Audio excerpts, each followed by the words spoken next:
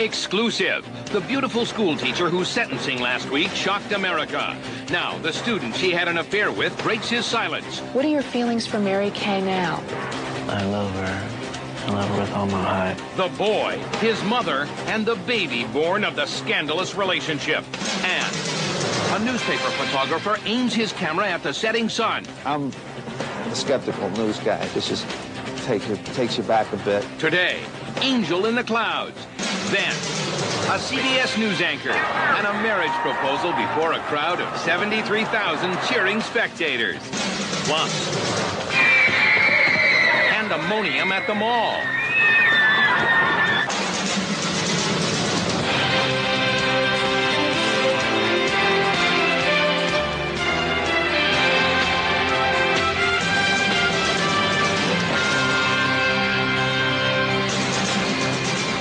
Welcome, everyone, to American Journal. I'm Michelle Dabney Perez. And I'm Charles Perez.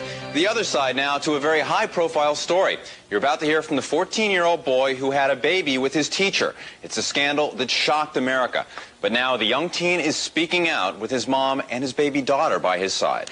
That baby's mom, former school teacher Mary Kay Letourneau, is serving her 6-month sentence. Many folks don't think that is long enough. But in their first interview since that sentencing, the boy and his mother have some rather surprising things to say as they talk with our Stacey Galandi. I am satisfied that the defendant is amenable to community-based treatment. With those words from the judge, Mary Kay Letourneau avoided spending the next 7 years in jail.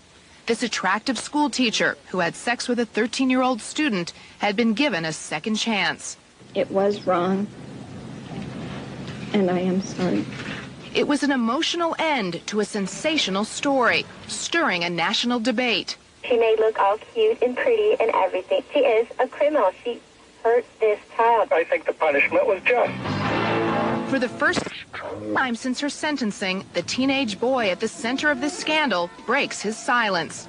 Were you happy with Mary Kay's sentence? Happy, relieved, wanted to cry, but couldn't.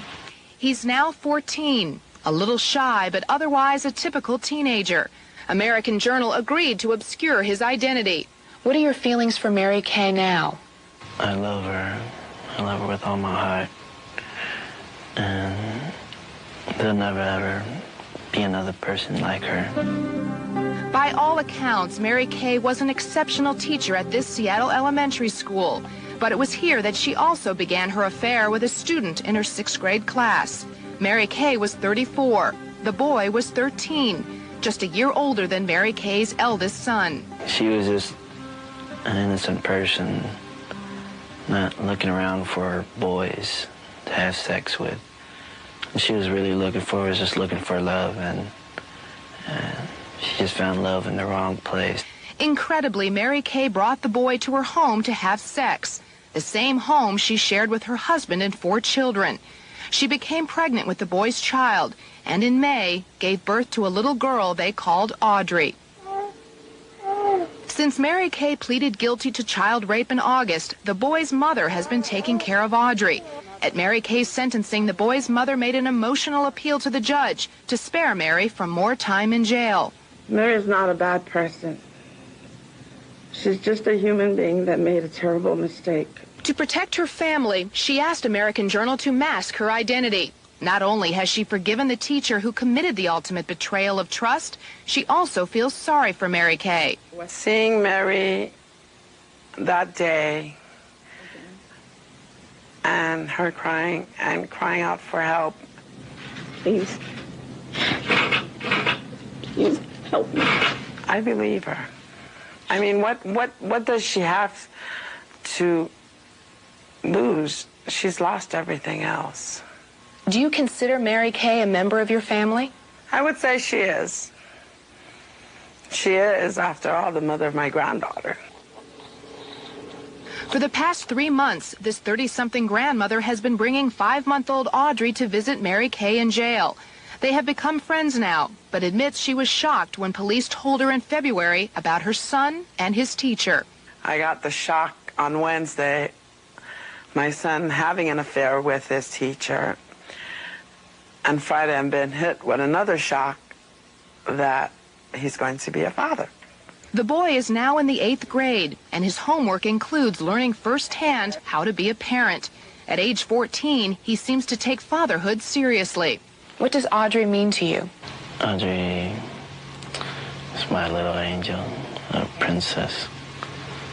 I love her a lot. During her 3-year treatment program, Mary Kay may be allowed supervised visits with her baby daughter, Audrey. But someday, the boy and his mother hope they can raise Audrey together. It'll be a while before she gets full custody of Audrey, but we'll always share Audrey. Mary Kay may also get supervised visits with her 4 children, who are now living with their father, Steve, in Alaska. He was in court as his estranged wife was sentenced. I can go home tonight and I can feel good about telling the children that their mom is not going to be in jail for 7 years. But as Steve Letourneau prepared to leave Seattle for Alaska, could he ever see the day when he would forgive Mary Kay? Forgiveness is something it's going to take some time. It depends on Mary Kay. I hope that he can find it in his heart to forgive Mary and to forgive my son, and don't hate my granddaughter. And hopefully that someday his kids and my granddaughter will be able to live in unison. But there are many who say Mary Kay deserves no sympathy. Detective Pat Maley arrested Mary Kay and, along with prosecutors, pushed for a lengthy jail sentence. It's taken away the deterrent from future offenses from either teachers or anybody else in a superior or supervisory position. But even now, the victim in this case says he doesn't feel like a victim. He still wears a ring Mary Kay gave him and says their affair was never about age. You don't feel that you were raped? No. Rape is a whole different thing from what she did, what we did. His mother says when the time is right, they will tell Audrey how she came into this world.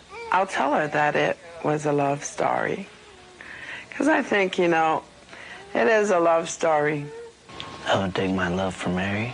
I would keep her love within my heart and just lock it up. Mary Kay now says she still cannot explain why she threw away her career and family for the love of a teenage boy. In order for anyone else to understand, Mary needs to understand first. And once Mary understands that, then she can explain it to the rest of us. The judge has banned the teacher and the teenager from having any contact. When we come back, a network TV... Plus, a baby with a 13-year-old boy. Today, she talks about the scandal for the first time. Plus, her life behind bars and her intimate letters to the child she made For the first time since her sentencing. That story next. Welcome back, everyone. It is a story that continues to captivate and perplex many Americans. The teacher who gave birth to a 7th grader's baby. She's now in jail, but broke her silence to talk about the case with our Stacey Galandi.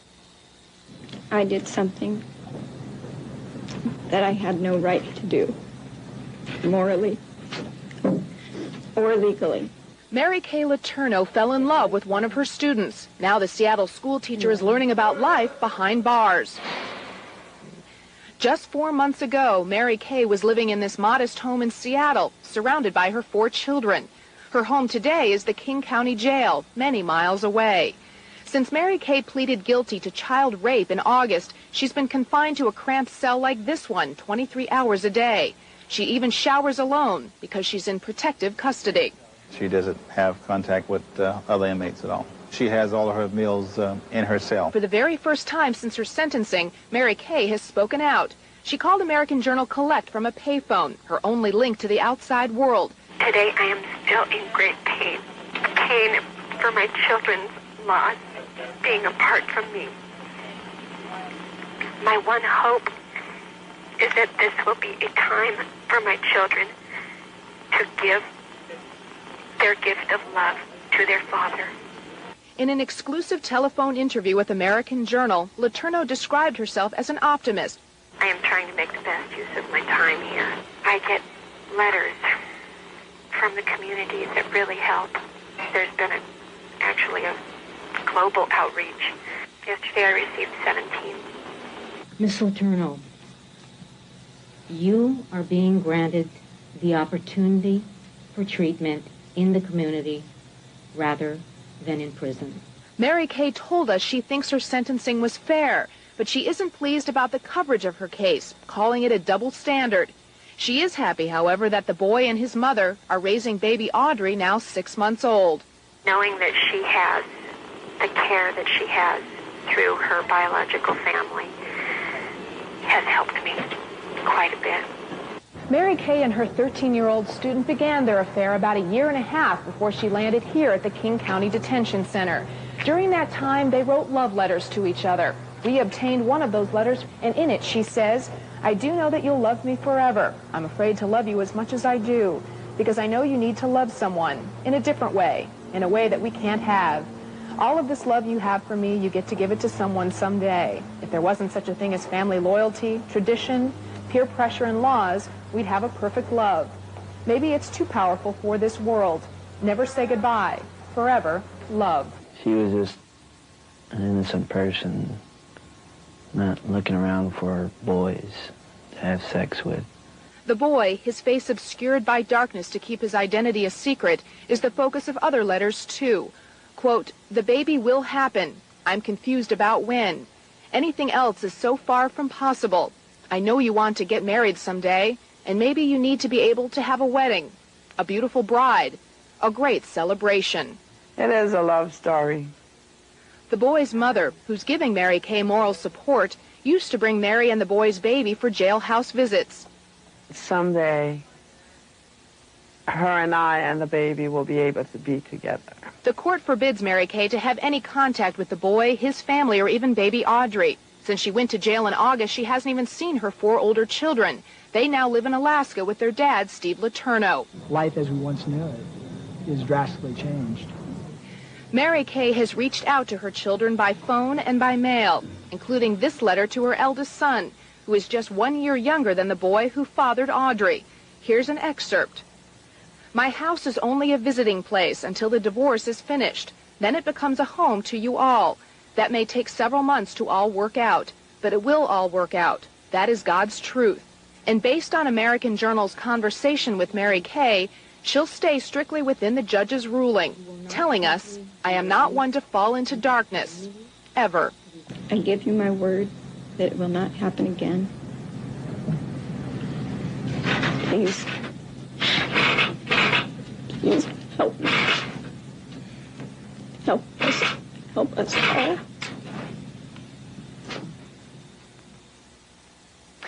We'll have more of that exclusive interview with Mary Kay Letourneau.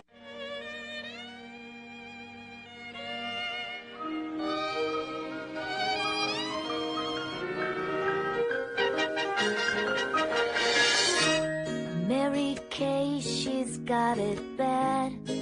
Thinks no one understands. You can't keep a good man down.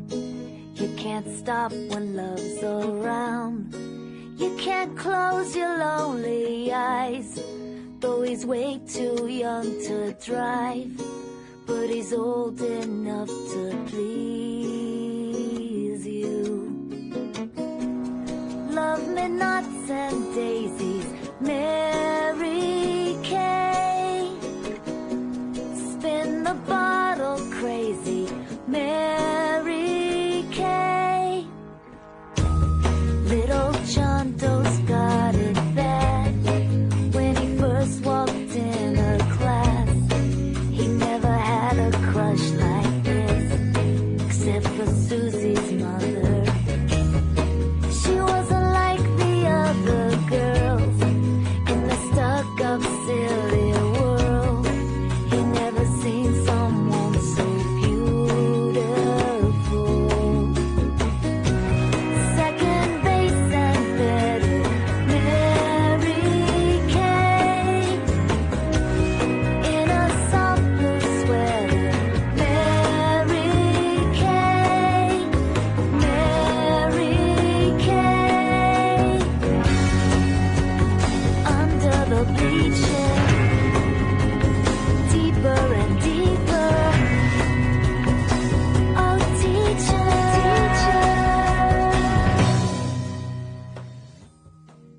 Mary Kay. Gus asked, hey, do anybody feel bad for Bill Cosby? Do anybody feel bad for Diddy? Katherine, Massey Book Club, context of white supremacy. Gus T. Renegade, the worthless Negro from Virginia, in for another broadcast, hopefully to share constructive information on the global system of white supremacy. Today's date, Friday, August 8, 2025. So I have been told. This is our 7th study session on Gregg Olsen, Suspected Racists. If Loving You is Wrong, Seattle legend Mary Kay Letourneau, hearing Jill Sobule, S-O-B-U-L-E, her song Mary Kay. Love, come on. We're picking up on chapter 55, and the audio segment that we heard at the beginning, that was from almost 30 years ago, American Journal. It was like a, what do you call it, like a television tabloid program from the 90s, I guess you'd call it. Anyway, but they covered the Mary Kay Letourneau case like many other outlets. They had Vili Fualaau and his mother, Suna Fualaau. I guess they did the thing where they obscure the faces and identities and what have you to speak with the both of them. And then they had the phone interviews with Mary Kay. I noted from the very beginning, and it went on throughout, one of the first things they say, beautiful, cute, I mean, just everybody. Oh, she is just so amazingly gorgeous and beautiful and blonde and all of it. Just come on. It's like we got to emphasize that before we get to, oh yeah, she did rape a child. Anyway, and of course, since it's a white person, regardless of what crime they have committed against a non-white person, they have to be forgiven. That was Vili's mother, victim, saying, hey, I forgive her. And it's not just that I forgive her. They got Vili on there saying, hey, Mary Kay didn't do nothing wrong. She was just looking for love. She just found love in all the wrong places. She certainly won't looking for no young non-white boys just to rape. Well, that's what she did, Vili. That's what she victim. Anyway, they talked about Vili. They said at age 14, he takes fathering seriously. I almost had to do the rewind on that. Like, wait a minute. At age 14, he takes fathering serious. I'm going to tell you, most of the 14-year-olds that I know do not take anything seriously. Maybe talking to somebody of the opposite sex. Maybe. That's about it. Let's see. Taking children, having children. Vili's mother even came back. She said, I forgive Mary Kay, and Steve got to forgive Mary Kay. Now, Steve's ain't, it's going to depend on what Mary Kay can do, but Vili's mother said, yeah, Steve got to forgive her too. You know, that's a well-meaning white woman. Vili say, in fact, I'm not a victim. Now, how many times have we heard that? We are over halfway through this book. How many times and how many different platforms and people have we heard say, including Vili, I ain't no victim. Vili ain't no victim. I ain't no victim. Mary Kay didn't victimize nobody. Won't no rape here. Vili, I ain't no victim. This ain't no rape. That's something else. Did you see that pronoun he threw out there? He didn't say what she did wasn't rape and I'm not a victim. What we did. See there? Poor Vili. Victim. He said he gonna keep his love locked. His love for Mary, he gonna keep it locked in his heart. Locked up. What? What does that even mean? All that, see how many times they said love in that segment? And so many different people. Love and love and love and love. And Mary Kay and love and love. Man, come on. Loving you is wrong. If raping you is wrong. We get context of white supremacy. Katherine, Massey Book Club, audio segment 1. Love can be amazing. Mary Kay. Chapter 55. None of her friends were in her position, and none ever could be. But all were in agreement with the idea to dump her lawyers. Mary Kay waffled on the subject over the course of the summer of 1997. She was scared and isolated, sitting on her hide-a-bed in the house in Normandy Park. She didn't think David really knew what he was doing. She told friends that the only sex case that he'd ever handled concerned a father who raped and molested his daughter for 6 years. And he was basing her case on that, she said. Even so, she felt David's heart was in the right place. It wasn't his heart that worried Kate Stewart. She was a bit more practical than her college friend was. She didn't want to see Mary Kay go down for the count and spend the rest of her life branded as some kind of sex pervert. "What am I going to do?" Mary Kay asked, phone pressed against her ear. Kate was direct as always. "You need a new lawyer." Like Michelle, though not to as great an extent, Kate had also gone to work to find a new solution for Mary Kay's legal troubles. She talked to other lawyers, friends, anyone with a germ of an idea about what could be done for Mary Kay. "I don't think he's been telling you the whole truth about pleading guilty," she told Mary Kay during a phone call that summer. "Don't go there. Once you go there, you are eliminating so many other things that are possibilities that could help you later on." Mary Kay wasn't sure. Her head was spinning, and she told Kate that she was on overload. She wanted to trust David Gerke to do the right thing, and he didn't think there were any other options to discuss. "Excuse me," Kate shot back, "but you're paying him. It is his duty to lay all of the options on the table for you to choose." Kate named some options that would be lost if she took the SSOSA treatment. She'd lose the chance to be with all of her children, lose the chance to nurse Audrey, lose any kind of house arrest program. She'd be giving herself over to people who thought she was some kind of boy molester, a freak. As David Gerke outlined it to his client and to her friends, it was either SSOSA treatment or prison. If she didn't plead guilty, there'd be no SSOSA. Far away as she was from Seattle, Kate felt she could see things very clearly, and she was worried. She was convinced there had to be a better way. Mary Kay had needed a psychologist who would help her out of the mess she had made of her life without ruining her future. Friends helping her were outraged that David Gerke seemed to let the prosecution roll over him when it came to selecting evaluators. It just didn't make sense to Kate or Michelle that the prosecution had to approve evaluators that were supposed to help the defense. "Most unheard of thing I've ever heard," Kate said some months later. All kinds of things went on like that, and David would advise her and tell her, "That's just the way it works. That's bullshit." It frustrated her even more when word came back that the prosecution was dismissive of a finding of a bipolar disorder. Then the prosecution accuses her of personality profile shopping, that she was just trying to get the right one. "Aren't they doing that to nail her?" Kate asked. Mary Kay Letourneau had increasing doubts about David Gerke, but she hated the idea of ditching him in the 11th hour. He kept telling everyone she was ill, and she hated being portrayed that way in the media. An article in the Orange County Register ticked her off, and when he said he was quoted out of context, Mary Kay said context or not. Words like obsessed and mentally ill carry weight alone. Later, she conceded that she had even told him what her friends were saying.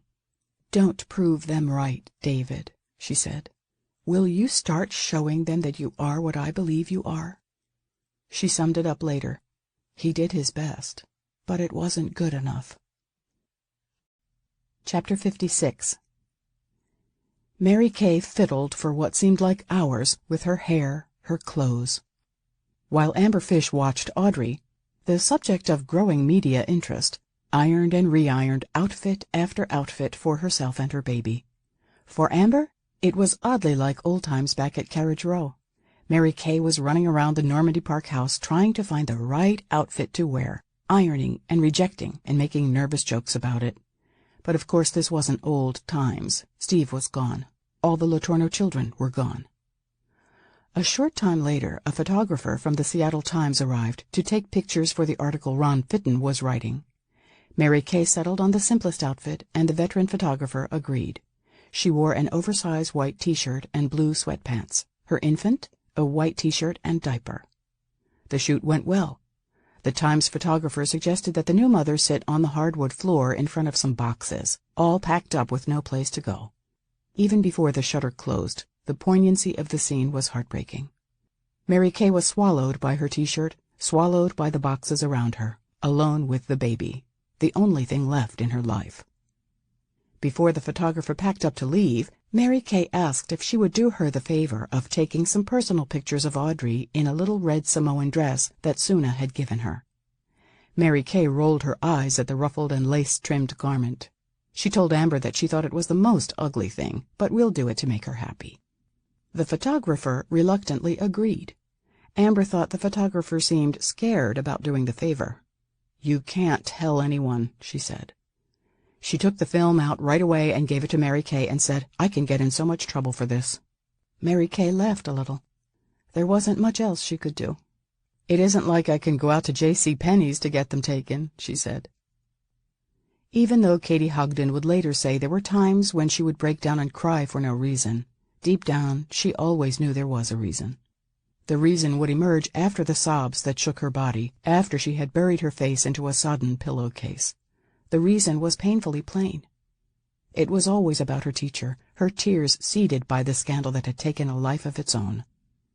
How can I explain this? To myself, to anyone? For a long time she struggled with a poem about her feelings of love and friendship for Mary Letourneau. Each time she tried to complete the verse, she'd find herself scribbling over the text and crumpling the paper into a wad, over and over. "I'll never get this right. I'll never be able to explain," she thought. At 13, Katie was trying to do what adults could not. She was trying to analyze matters of the heart and to find a way to make sense of what had happened. Most importantly, she wanted to keep her closeness with Mary undying and forever. When people told her to get over it, it wasn't a real friendship, the lady was old enough to be your mother, Katie did her best to dismiss them. It was so easy for adults to miss the point. Katie used the same words Vili would use to defend his love for his teacher. "Don't judge. You don't know me. You don't know how I feel," she said. Mary Kay Letourneau was uncertain about the effectiveness of lawyer David Gerke, and she told the twins so on several occasions. She explained how she found him through some neighbors, and that he had never handled a case like hers previously. His specialty was drug cases, or DUIs. As time went on, instead of growing more confident, Mary confessed more concern that her defense lawyer might be out of his element. She wondered a lot if he was doing the right thing, Amber Fish said later. Amber and her sister Angie asked Mary Kay more than once what was going to happen in court. She told them not to worry. Mary Kay didn't think she'd have to serve a day in jail. "My lawyers tell me that it won't go that far," she said. Even so, she took every opportunity to read up on her case, and she made countless notes of issues to discuss with David Gerke. In fact, for much of the summer, it was all she talked about. For a while, she barely mentioned the relationship with the boy that had brought her to the place of ruin in the first place. One time, she called Amber to let her know that her lawyer was going to be calling her. There was some question about whether Mary Kay had been alone with Audrey, which was a violation of her bond. "I don't want you to lie or anything," she said, "and it really wouldn't be a lie because you have watched Audrey. But if he asked you if you've been watching Audrey and been with Audrey, then tell—" Amber knew what Mary wanted. She was asking for an alibi. "If he asks if you are living in the house, I'd say no," Mary Kay told her. Amber didn't have to worry about stretching the truth at all. David Gerke never phoned. She even called his office, but she never heard back from anyone. It was the strangest thing. Mary Kay Letourneau was not a rude woman. Karen O'Leary had had her share of people slam doors in her face. While a KIRO cameraman waited in the car, the reporter and the woman about to go to jail for the rape of her student stood on the front steps of the Normandy Park home for more than a half hour, talking about the case, Mary Kay's future, and her love for her children. At one point, Karen asked to use the bathroom, and Mary Kay let her inside. The house was in total disarray, and Mary Kay made no apologies for it. Why should she? She was about to go to jail. Before leaving, Mary Kay showed her pictures of her 4 oldest children. "I felt sorry for her," the television reporter said later. "She didn't know what was going to happen. She was actually, at that point, she said, glad to be going to jail to get away from the chaos outside." Mary Kay later recalled the day Karen asked to use her bathroom. "I couldn't believe the nerve. She was lucky I had a guest bathroom. When she asked to use it, I thought, is this really an emergency, or does she just want to get a little glimpse of the inside of my home?" What Karen didn't know that day was that Mary Kay wasn't alone. Vili Fualaau was hiding in a back room listening to a Dionne Warwick CD. "We laughed hysterically about it after she left," Mary Kay said later. "She didn't know how close she came." The reporter and the teacher talked by telephone a few times later. "I found her very warm, sweet, and vulnerable, and a little delusional," Karen said, looking back. With the exception of Karen and the Seattle Times' Ron Fitton, most reporters had dropped the ball between the time Mary Kay Letourneau's name first appeared on charging papers until she made her most critical appearances in court. Karen was very smart. She spent time with Mary by going to her house. She saw potential for the story to really go big, friend and school district policeman Nick Latham recalled. She camped out at district headquarters. She claimed the story and kept at it. Karen O'Leary was well known in the Normandy Park neighborhood, and though she tried with all her considerable persuasive charm, the TV reporter was unable to get any of Mary Kay Letourneau's neighbors in front of a camera. She worked on the Bernsteins the most, talking with Lee quite a few times but getting nowhere. The calls to Lee irritated Tina.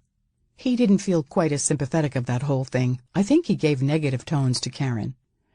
Months later, she paged Karen, but the TV reporter told her it wasn't a good time to talk. Later, one evening when Tina had company visiting, Karen returned the call. This time, it wasn't a good time for her to talk. Karen kept pushing, and Tina hung up on her. "She kind of irked me," she said later. At least to the defendant's way of thinking, if there had been a hero in the media circus that pitched its sleazy tent in front of Mary Kay's home in Normandy Park, it was Ron Fitton. The reporter for the Seattle Times article in the newspaper's July 25, 1997 edition was headlined, "Burien Teacher's Sex with a Young Student Shatters the Boy's Family and Hers." It was a sympathetic portrayal by a reporter who had spent time with both perpetrator and victim. She said she was sorry. She loved the boy. It was clear there was enough tragedy to go around, and, along with the photographs of Mary Kay and her baby, it begged the question, what purpose would be served by sending her to prison? It was the kind of article that won awards, changed public opinion, and caught the attention of Hollywood bottom feeders. It wasn't skin deep. And oddly, though there was a time when he would announce that he was writing a book about the Letourneau story, Ron Fitton's byline became missing in action. Kate Stewart would later shake her head at the reason she felt Ron Fitton had been dumped off the story of a lifetime. He appeared too close to the subject, and because of his on-the-inside perspective, very sympathetic. He had become a confidant of Mary Kay's and nearly a surrogate father to Vili. During a marathon conversation with Kate that lasted several hours, the reporter told her that what had happened between Mary Kay and Vili Fualaau could not have happened between any other two people. That kind of message didn't go over well at the paper. "This thing is so big politically. He's not ready to leave his job. You had a sympathetic writer on the case, and off." The first wave of television movie producers came the summer that Angie and Amber Fish helped Mary Kay Letourneau take care of her infant daughter, Audrey. The wave was small, and nothing like it would become in the months that would follow, as Hollywood beat a path to Normandy Park, Washington. It was an interesting time. The twins felt Mary Kay courted the attention as much as she denied her interest in it. She put up blankets over the sliding glass doors to shield them.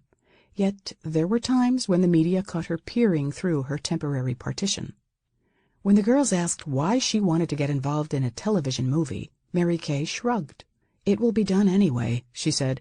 "I might as well have some input into it." She even teased Amber about casting Shannon Doherty as Angie. "Because she's such a bitch," she added teasingly. Amber countered that with the idea about who should play the lead role. "Meg Ryan is you, Mary Kay." They both laughed. "I just can't wait until the movie comes out," Mary Kay said with a laugh, as if none of it really mattered to her, Meg Ryan or not. Yet she continued to talk about the television deal's viability and how the whole world would want to watch it. It was a modern Romeo and Juliet, a cross-generation saga, a cross-cultural tale. She worried if any movie could capture the essence of her love story. She was also quite hopeful that the film would be a big moneymaker. "If anything comes out of this," she said one day, perched on her hide-a-bed command post, remote control in hand, "I want each of my children to have a trust fund for college." Maybe this will even put the boy through school. Angie didn't see the point of worrying about the boy and how he might profit. What? Who cares about him? What about the others, she thought. The delays were over. Everyone in the little Normandy Park neighborhood knew that, as part of a plea agreement, Mary Letourneau was going to jail that first week in August, though no one knew for how long. Some neighbors had avoided her for the mere fact that she had been dubbed a criminal. Still others, like Tina Bernstein, had kept their distance because of the awkwardness of the situation. Here was a woman they had known, cared about, and somewhere along the way she had become someone else. A predator, a child rapist, a criminal. For those who knew her at all, none of those labels were appropriate or even plausible. The night before she was going to plead guilty and more than likely go to jail, Mary Letourneau walked over to the Bernsteins. A certified letter for Tina had been put into the Letourneau's mailbox, and Mary brought it over. Tina could see how the events of the summer had been quite tough on Mary. She was tired and thin. Coming next door had been hard for her. The meeting was awkward. There had been so much silence since it all started. Mary hadn't talked to Lee in months. Tina Bernstein had wanted to come over to tell Mary that she still cared about her and her children. Tina's voice started to break. "I'm so sorry, but I didn't know what to say or do," she said. "Every time something new comes out, I'm speechless." Mary started to cry, too. "I know," she said. "I've been putting a lot of people through some pain and confusion. I'm sorry." The women stood there as Mary apologized and tried to explain what had happened between her and Vili. She wanted me to know where she stopped seeing him as a boy and where she started seeing him as a man. She was very confused, too, Tina Bernstein recalled later. It was last minute, as always, but Mary Kay called the Fish girls to see if their brother-in-law could do her hair on August 5th. She had two big reasons.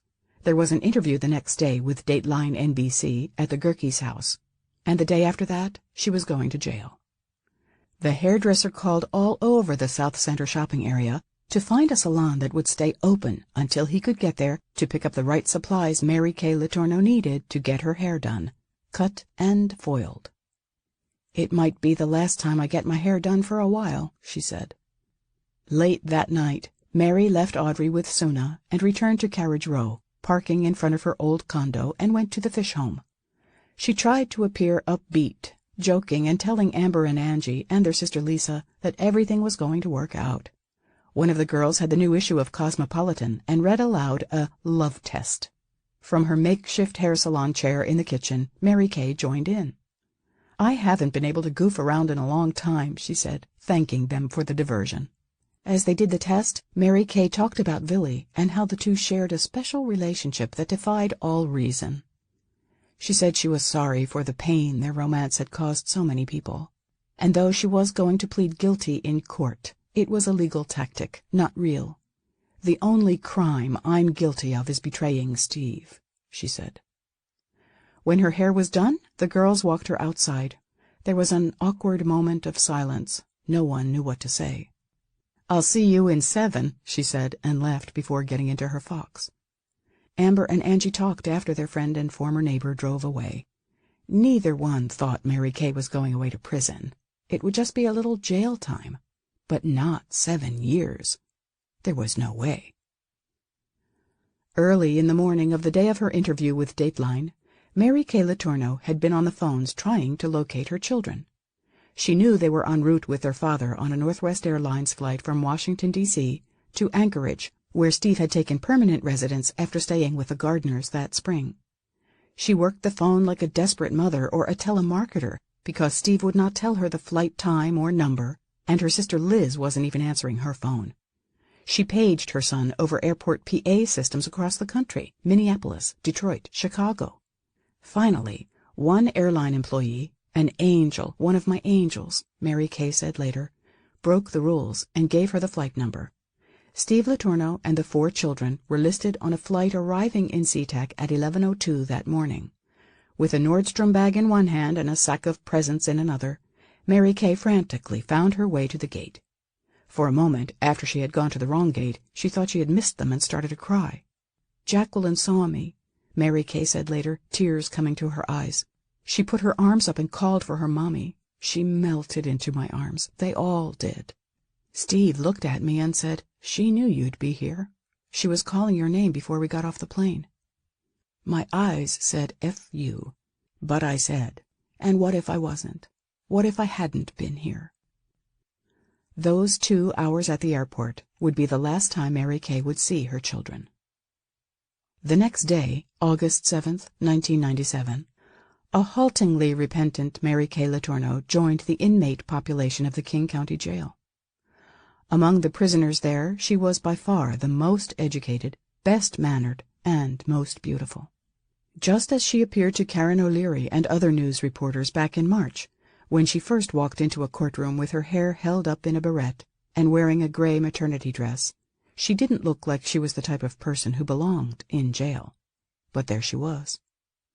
David Gerke had told the court earlier in the day that she was sorry. "She's a very good person who did a horrible thing," he said. And there she would stay, pumping her breasts for milk for baby Audrey, awaiting sentencing that would drag on for months as doctors, lawyers, and people she didn't know argued over her fate. Treatment as a deviant, or more than 7 years in prison as a criminal. Chapter 57. August 21st, 1997, was Vili Fualaau's coming-out party. Sort of. On that morning, the boy and his mother, Suna, appeared on NBC's Today show and gave the world the first glimpse, albeit obscured, of the boy behind the woman. Karen O'Leary missed the segment that morning, but the KIRO TV reporter caught excerpts of the interview on the NBC affiliate's noon news show. News director Bill Lord told Karen to get down to White Center to dig up an interview. The boy? His mother? Mary Kay? Gerke? Anybody, he said. Karen O'Leary and cameraman Tom Matsuzawa made their way to South Seattle. But once there, Karen realized she had left the Samoan family's name and address back at the station. She went to see Nick Latham at the Highline School District. "She showed up at Highline with her cell phone and told me, 'Bill Lord told me I've got to get an interview with Vili. Help me find him,'" recalled the public relations officer. It made for an awkward moment and the beginning of a strain on their friendship. Nick couldn't tell Karen anything. The district and the Fualaus had made it clear that legal action was a possibility if they disclosed information about Vili. Moreover, he wondered why she needed it from him anyway. All the information she wanted was on the charging papers filed by King County anyway. Name, address, probably phone number too. "I can't help you find him," he said finally. It was time for a Coke and Plan B. Karen went to a nearby Burger King. "Do you know that boy who was involved with Mary Letourneau?" she asked a group of teens hanging around the fast food restaurant. The kids didn't flinch or hesitate. "Oh, yeah, Vili. Buddha," said one. "I know his telephone number," added another. "Here it is."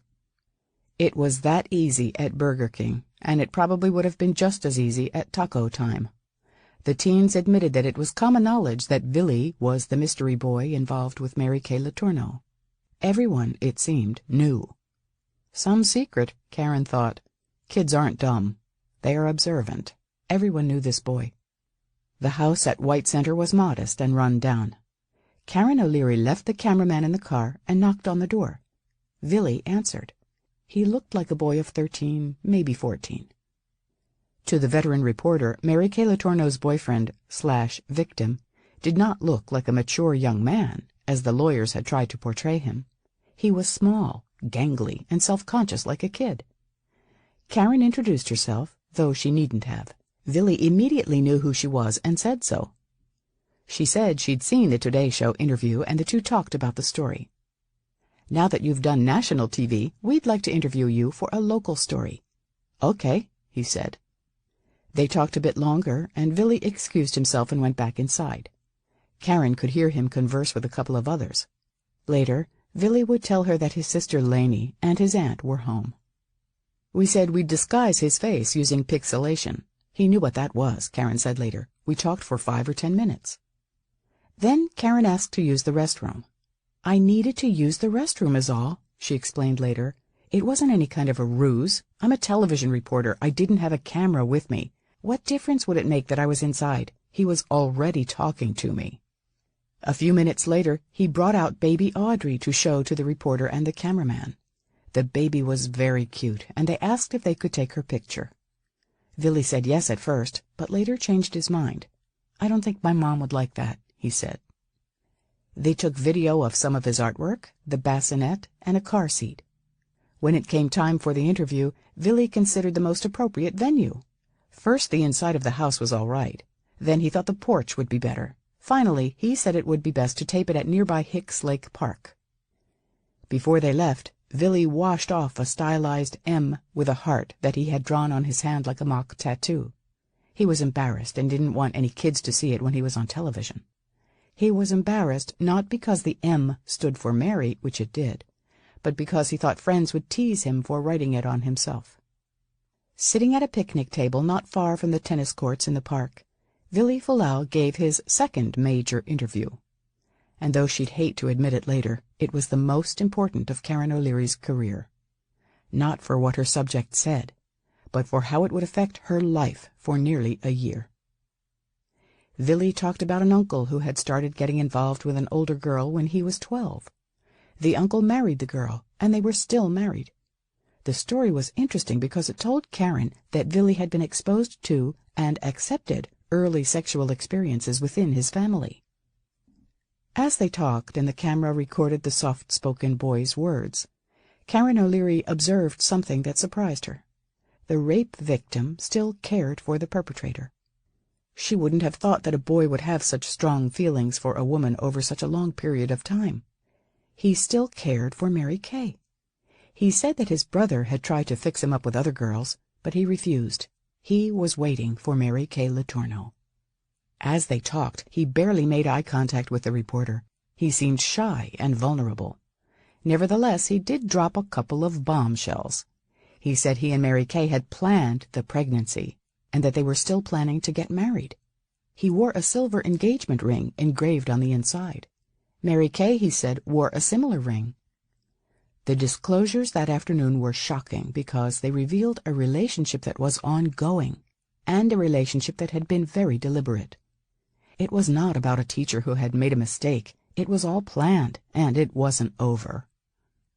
As the interview came to a close, Vili said that he felt he was older than Mary Kay. His family, he said, considered him an old soul. He thought Mary Kay was childish or immature in some ways. He was more grown up than she was. On the way back to the station to rush the story for the 5 p.m. news, Karen O'Leary was thunderstruck by the boy, the victim, and his attitude about what had happened. He was a very romantic young person, in the way that kids who read books about princesses and dragons live this romantic fantasy life, she said later. The Vili Fualaau interview aired at 5, 6:30, and 11. Then, at least for Karen O'Leary, the trouble began. There was very little reaction. Only one phone call that Karen O'Leary heard about. But it was a doozy. It was from Mary Kay Letourneau and Vili Fualaau's lawyer. The only call was from Bob Huff. It went to my boss. I'd heard that he'd called and insisted that we withdraw the story, and I knew we didn't do it. Just because somebody called up and was unhappy with a legitimate news story that's gotten legitimately, we're not going to run it, she said. For Katie Hogden, the almost 8th grader with the weight of the world on her shoulders, the Karen O'Leary interview with Vili Fualaau solved a mystery that had hung in the back of her mind over the summer. She watched the KIRO report as Vili fiddled with the filigree-decorated silver ring that had been a gift from Mary. The inscriptions, "I'll be there," and "Oh, happy day," triggered the memory of her teacher's request to relay 3 words to Vili. Words that will let him know that everything would be all right. It was the ill-fated lover's song, "I'll be there." Those were the words that Mary had believed would comfort Vili. I knew that was what she had wanted to say. I finally figured it out, she said later. It was like a puzzle. Friday morning, August 22nd, 1997, started out promisingly enough for the reporter who had interviewed Vili Fualaau as they sat at a picnic table at a White Center park. She had brought to light new information, and it was the talk of Seattle and beyond. A talk radio show praised Karen O'Leary for revealing the other side of the story, that the boy wasn't a victim, but was a thoughtful and caring boy, a boy who loved Mary Kay, still. And she still loved him. They had planned their baby and plotted a future together. If the good feeling of a good story can be savored only until the next telecast, it was over even faster for the KIRO reporter. The bubble burst when Bob Huff showed up in front of KIRO's offices in downtown Seattle with lawsuit papers in hand. He had called other media for a surprise press conference to announce that the rape victim and his mother were suing KIRO, owner Cox Broadcasting, and Karen O'Leary for a dirty laundry list of infractions, including unlawful imprisonment, invasion of privacy, trespass, negligent and intentional infliction of emotional distress, negligent hiring and supervision, and fraud. Outrage and indignation bolstered each word. Karen stayed out of it. In fact, the station sent only a cameraman down to film what was being said. There would be no confrontation in front of the competition. Bob Huff stuck his claim to the boy's story that morning and drew the line in the sand with a backhoe. He made sure that the message was loud and clear: keep away from the kid. It rings almost hauntingly of what they were accusing Mary Kay Letourneau of doing, coming in, gaining confidence, and abusing trust to gain something from the boy, the lawyer told a reporter after the announcement.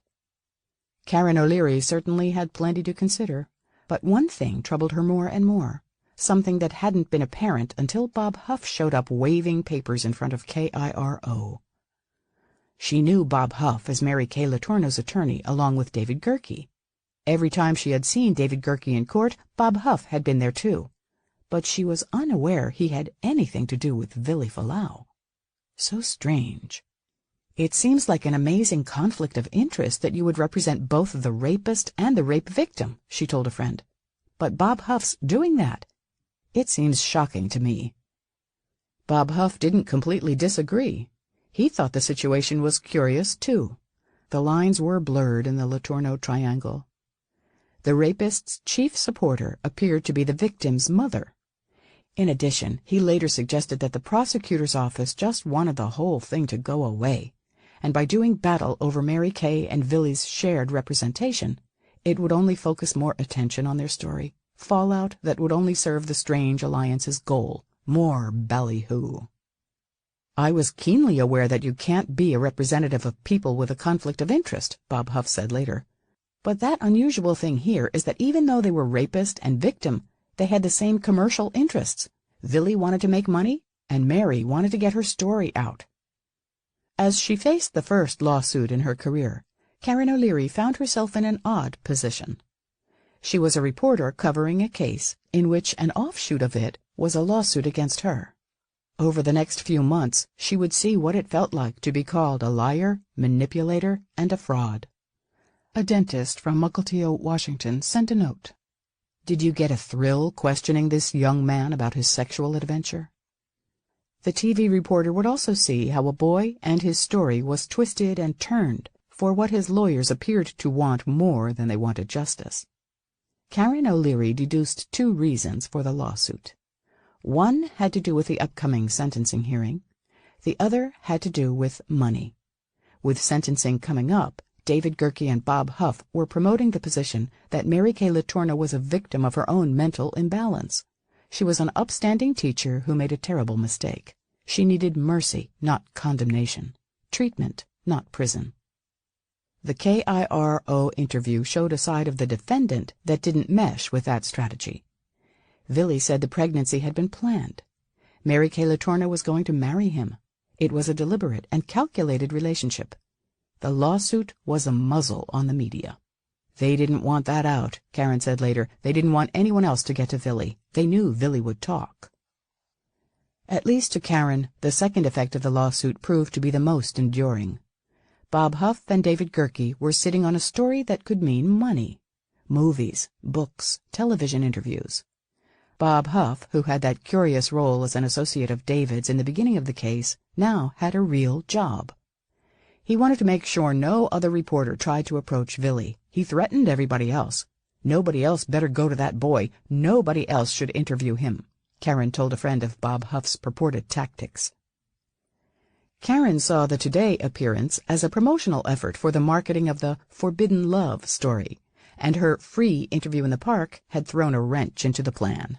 They allowed just a little bit of Vili's story out there as a teaser, letting publications like The Globe, Inside Edition, People Who Pay know, hey, he'll talk. Then the negotiations were supposed to start, Karen said later. The KIRO interview undermined everything.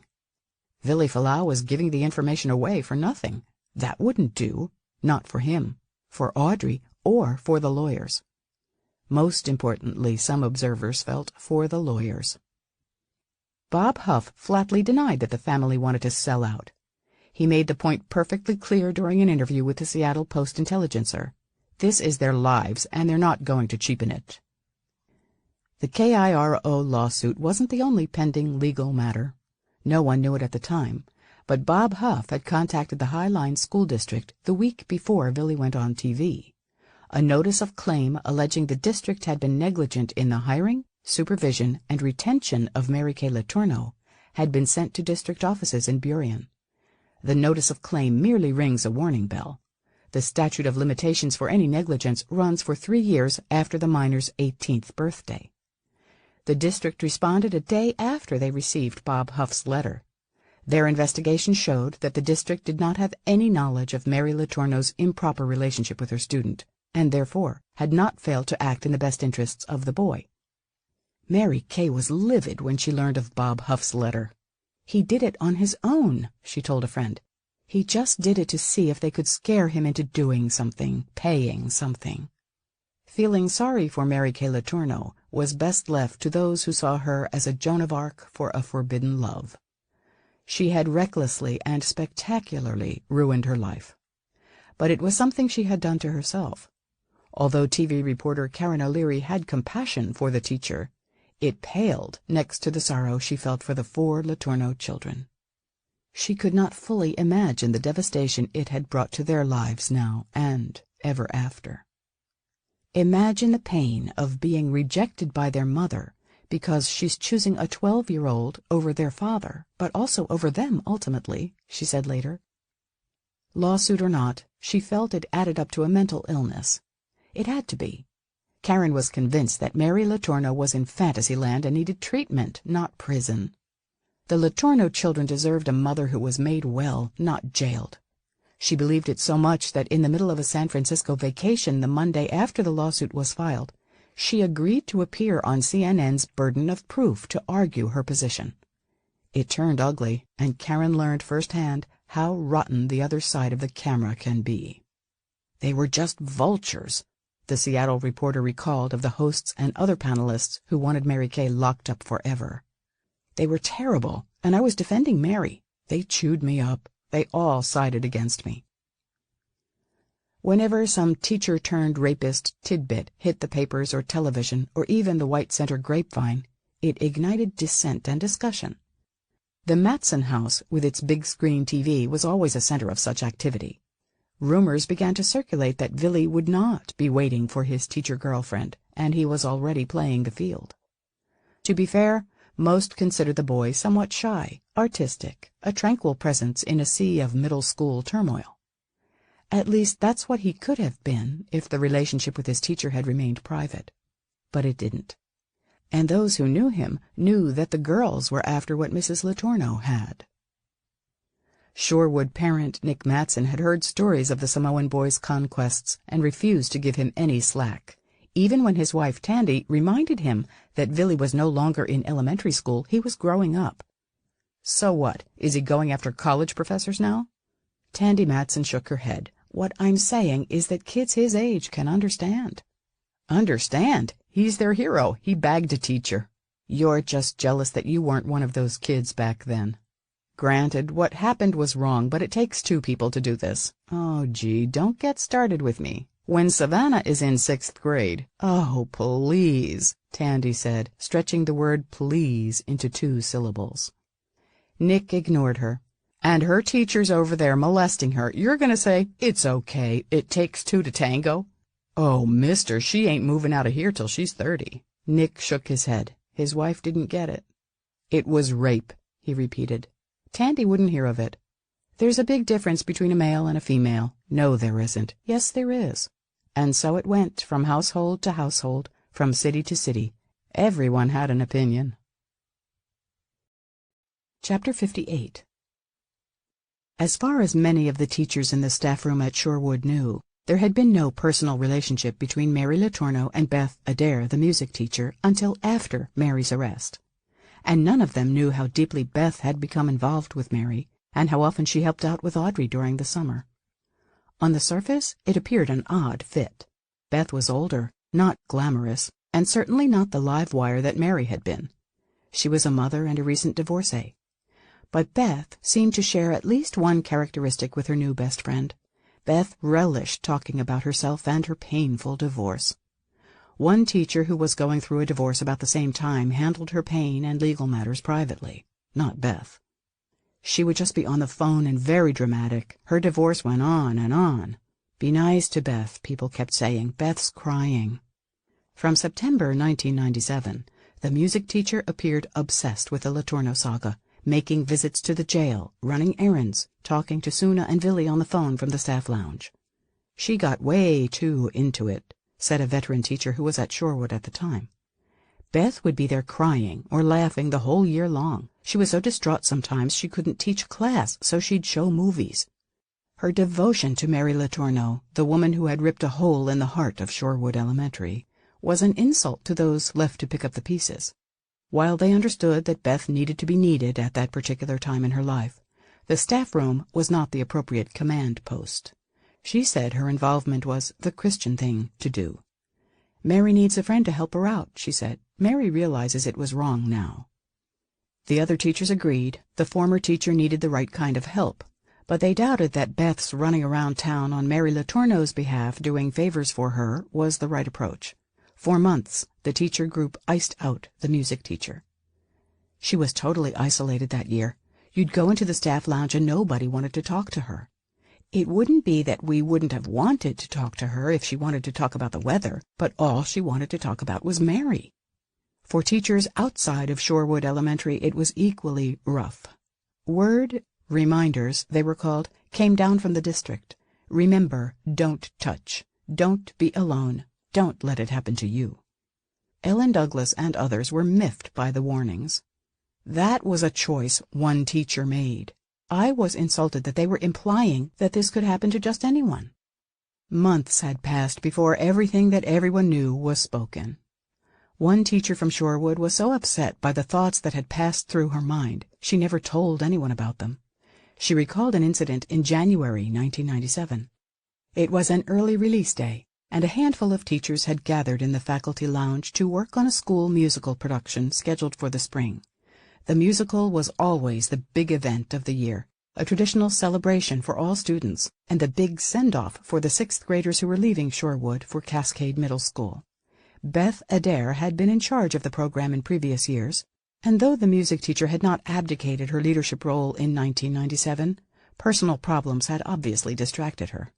The other teachers knew that in order to produce the show, they'd have to step up their involvement. Mary Kay Letourneau breezed into the planning session only to announce that she had to leave right away. I can't stay, she said firmly. I have to meet with Vili. A couple of teachers exchanged puzzled looks but said nothing. What could be so important, one wondered. Couldn't you do that later? Another asked. No, Mary said. I need to take care of the students' needs. My responsibility with my students doesn't end because they have left Shorewood. Mary left the faculty lounge for her van and was gone for about an hour. It was uncertain if the van even left school grounds, though one teacher later thought it hadn't. She was so freaking self-righteous about her students' needs. It was loopy. She was so arrogant. It was as if she was saying there was something wrong with us, with anyone who didn't think the way she did. As if we didn't care about our students after they left our classrooms. Of course we did, but we also had work to do. When Mary returned to the lounge, her face was flushed. She seated herself at the big blond table, brimming with ideas, and acting as if she'd never been gone. But it was not her rosy skin tones that stirred fleeting concern. She smelled like sex, a teacher said later, still shocked by the scent and the thoughts that ran through her mind that January afternoon. I thought about it for an instant, but I banished the idea as being an impossibility. It just couldn't be. She was in the van with Vili Fualaau in the parking lot. It couldn't be that she just had sex with the boy. Later, Mary Kay's words haunted the teacher, who noticed the heavy, musky smell that lingers after intercourse. She said he has these needs. What was she talking about? Sexual needs? In time, reality would set in, and events that seemed odd but not sinister were cast in a new light. Another teacher at that planning session agreed with her colleague that the Highline administration had dropped the ball. "We didn't know about what happened at the Des Moines pier," said the teacher. "If someone had bothered to tell us, maybe we could have done something. We didn't have the history that we needed to make the connection between what was happening with Mary and Vili."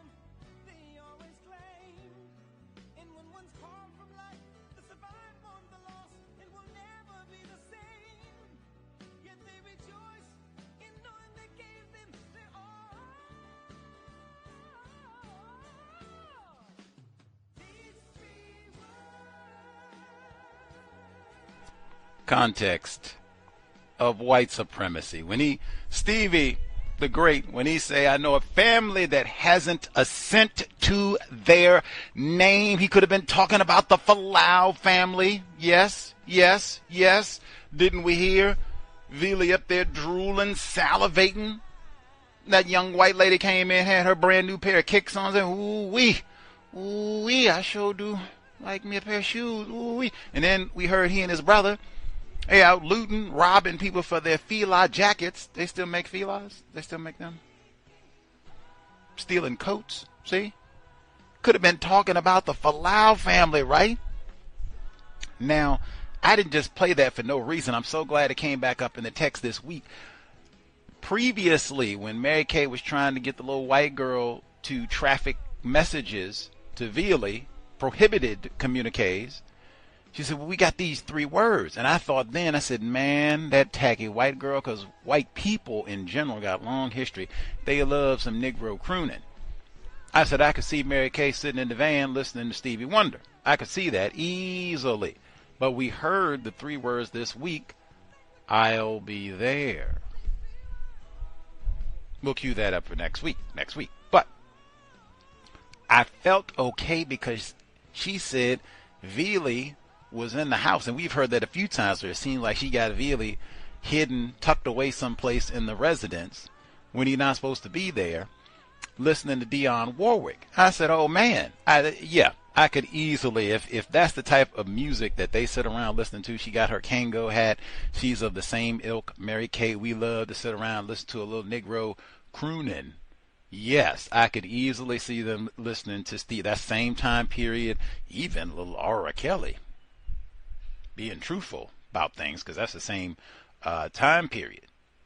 But whatever, it wasn't Stevie Wonder. We'll get all of that next time. I'll be there. Isn't that Michael Jackson? Didn't they do that way back when? I know there's so many versions of that, but woo, MJ in there too. Katherine, Massey, book club, context of white supremacy. So we will pick up, I guess, the beginning of book 4 as we chug along through this lengthy, very interesting text. I'm just pointing out it is lengthy. The number to dial, 720-716-7300. The code 564-943 pound. Press star 61 if you would like to participate. The number again, 720-716-7300. The code 564-943 943-POUND. Press star 61 if you would like to participate. I will say, man, oh man, I'm so glad I'm not in Milwaukee. I'm glad we didn't start this book while I was still in Wisconsin, because I really would have cried with all of the locations that they have mentioned. Taco Time, are you out of your mind? I don't even eat at Taco Time because they don't have food that I can eat for the most part, but still, Taco Time is right on the corner. Like, oh, anyway, I would have lost my mind. I had no idea that Mukilteo was going to come up in this book. Mukilteo is not Seattle, not by a long shot. I love Mukilteo Beach. That is one of my favorite beaches in the area. I just mentioned Mukilteo. I just said at the beginning of the summer, I'm going back to Mukilteo Beach this summer. I have pictures online, and the dentist at Mukilteo hopped in the... I would have lost it if I had been still in lame Wisconsin. And then I got the memories of I might even have real talk. Like, they have a library right on the flipping bit. They have many libraries on the beach throughout the Seattle Puget Sound region. They have a really immaculate library right on the precipice of Mukilteo Beach. The email untiljustice@gmail.com. I don't know if they have a Taco Time at Mukilteo Beach, but they have chowder. I love Mukilteo. Anyway, Seattle 206. I don't even think Mukilteo is 206 because that's not Seattle. Anyway, let's see. Email number 1, because I keep botching it on a weekly basis. I've struggled to get all of the emails in, so I'm going to see if I can at least one time call her who writes in and I forget. So she wrote in email number 1. Hi, Gus, Cal's audience. Number 1, Mary Kay should have been convicted of child sex crimes and child endangerment of multiple children, including her own. Vili's brother seeing her raping his brother, her children seeing her raping Vili, using children as cover. I love that. Use her own child as a cover. I love that one. And I believe some of them would have witnessed Vili's sexual molestation or even rape. She also made these children vulnerable to other predators. Vili's brother was bribed with being allowed to drive her car to keep him quiet. Y'all think that's what that was? Y'all think that's what that was? Oh, no. It can't be that she bribed him. No. It couldn't just be, y'all struggling and can't even afford a coat. It get cold outside and your shoes are raggedy. Here, go ahead and get my car. Maybe get a job, or, at least you can get down to Seattle, because he said y'all don't ever get down to the city, so you can go down to the city proper. How about that? You think she was... dang. 2. The author wrote that some of the boys in Mary Kay's class did not like her. True. I believe those white boys were jealous of the attention she was giving the non-white child. Hush your mouth. 3. Was Mary Kay a habitual or pathological liar? What's the difference? What's the difference? Continuing, I think the latter. It's clear she practiced her lies on the young people she hung out with to see how much she could get away with. Maybe some of the older people too? 4, the author is playing with us. I don't think the comments about Mary Kay and Vili's baby stopped. I don't think the comments about Mary Kay and Vili's baby stopped were about the color of its hair. White children have black hair. The conversations were about the baby's skin color. Well, that's what I thought they were, Yeah. I guess, sometimes I have heard where they will get if it's about the kink. See, I have heard where they will, because it's supposed to be straightened. If you got a whole lot of coily, kinky, woo-wee, they don't like all that helix. Whoa, that ain't... But point of it, anyway, all of this I took as white genetic annihilation, skin color. The author could have maybe been more direct about that. Yes. 5. I do not understand the parents who allowed their children to hang out with a grown woman and to have Mary Kay continuously calling their house to chit-chat with them. It makes no sense to me. I get it. I mean, I guess I can see if you say, hey, my child is 12. They're not even, they haven't even hit maturity yet, for reals. Like, what? Like, it's so out of this world. Like, what? Now, I totally get it. Like, it is crazy. Like, why are you calling? Are you calling to talk to me? Is it parent-teacher conference time? Or did they get in trouble? You got an F? What? Oh, you want to talk? What? And then on a regular basis, like calling and y'all are just chit-chatting on them. Like, did he forget an assignment? Like, what are y'all talking about? Like, what? Kooky. But it would be, I guess maybe now because there have been so many of these, but man, maybe I don't have children. Man, that seems like a lot. Like, are you raping? Woo, man. Let's see. 6. I do not believe Steve Letourneau hit Mary Kay before she was pregnant, and I'm skeptical about the extent of his violence afterwards. I agree the author has a bias against him in favor of the child rapist Mary Kay. I think everybody has a bias for Mary Kay. I mean, all American. 7. There's also a contradiction between Steve and Mary Kay having an open relationship to sleep with other people and him apparently abusing her after he finds out she was cheating. Or was Steve Letourneau the only white person in Des Moines who was against child rape? Apparently, you talk about minority. It was very few people. Like, hey, maybe she ought not be raping this child. Like, Steve is lame and he just works at the airport and he's no count shiftless, no count white dude. We got it. Mary Kay wear the pants. We got it. But I mean, still, she ought not be. Shouldn't we do something about that? Yeah, I get it. Vili's going on 45. I get it. But I mean, still, she shouldn't be. It's kind of setting a bad example, don't you think? Raping a student, don't you think? Yeah, we should. No, it was like 2 people, 1 person. Maybe it was like, yeah, we should maybe do something. Yeah, that ain't cool. That ain't cool, Mary. Let's see. 8. Why did Mary Kay keep referring to Vili as the boy? The author suggested it was to preserve his privacy, but it's odd given she didn't want to be considered a pedophile. I mean, it seems like lots of people just called him the boy or the brown boy. That's what they called Obama. I mean, that's about the best you can hope for, really. As a non-white male, that's like a good day. Not Negra, not nigger boy, not the contagion, rapist. Like, given the whole collection of what you could be labeled as, like, boy, hey. I'm gonna take that one.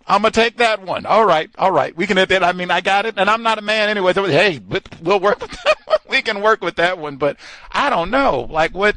And he is a boy. It's not even like, I mean, what, I don't know what to tell you. That's like the official title. If you have testicles and are non-white, that's like your official name anyway. If you are 8 or 88, that's your name really. So, brown boy. 9. How many times does the word pedophile and child rapist appear? I don't think pedophile is in this book, like, at all. Is pedophile? Have y'all heard that? Like, let's see. Is pedophile in here? Love is in here 300 times. The word pedophile is in here 0. That's what I thought. I think rape is in here like 24 times, maybe. I don't remember. I think we looked up rape before. Okay, it's on 26 pages. I have to give you the exact total. Yeah, that's what I thought. Love is in here 300 times. 10. I hope to God this book is never read in schools, as this is the outcome would be children thinking it's okay for adults to abuse them. Really? Really? Really? Nothing we've read thus far would safeguard children, and the impact would be worse. Oh no, the impact would be worse than the hate you give on their minds. Really? Dang. I don't know what to say. 11. Vili Fualaau was, maybe still is, employed at a home improvement store and also a DJ. That's what happens when you get low reading comprehension. Not that I'm disparaging anything about home improvement. I love home improvement and DJ. Hey, I DJ'd. Nothing wrong with DJing. I'm just saying. Mary Kay got a job as a legal assistant at the very court where she was prosecuted for child rape. That's amazing. White people don't get fired. White people don't care about facts. In fact, that is wild. She got a job. That's like, I can't get up. That's like my man Max Anderson. He get to come back and I'm going to be a clerk. I'm a volunteer at Milwaukee County Court. I can't get up. I can't get up. Woo! Woo! Man, I'm hurt. I'm hurt. And now, imagine Diddy. I can't get up. I can't get up. Oh, blackmail period. Okay. The number to dial, 720-716-7300. The code 564-943. Pound. Press star 61 if you would like to participate. I don't know. I didn't know if I should take a bow or what, but woo, when they started giving those dates for the arrests and what happened in the trial, and they were saying August 5, August 6, August 7, today is August 8, like, woo, Jesus, lined up like the creator. You're supposed to be reading this book right now, at this moment in the universe. Woo. Indeed, even in fact, y'all will have to tell me now, are you interested in hearing this, yay or nay? Because we have had lots of people to share. Great, we can share. If you're interested in hearing some of it, I can read. The article that was mentioned, Burien teachers' sex with student leaves lives and trust shattered, from the Seattle Times, July 25, 1997. One of the reasons I wanted to read this, because I said, oh man, I would have all of this stuff, easy access to all of this. Yes. So if you are interested in hearing that article that they said was also sympathetic to Mary Kay, I'd be happy to read some of it, but just, you'd have to let me know if you want to. It's not that long, but I mean, yeah. Let's see. Folks, if you are interested, star 61 if you have commentary to share. Let's see. Folks who dialed in with a hand up should be with us. Just let me know if you want to hear from the Seattle Times. Greetings, everyone. Retired firefighter in Florida. Yes, sir. I don't mind if you let us hear the interview. I wouldn't mind listening. The first thing that came to my mind in this portion was what would Dr. Welsing, what would be her analysis based on this incident? It would have been very, very interesting, I know. I have here also, has the victim ever been interviewed / counseled by a mental health specialist? And if so, what was the results? Just wondering. He definitely needs it. Mary Kay has no interest in her responsibilities as a wife, mother, and professional. Her only priority is Mary Kay, a very selfish person.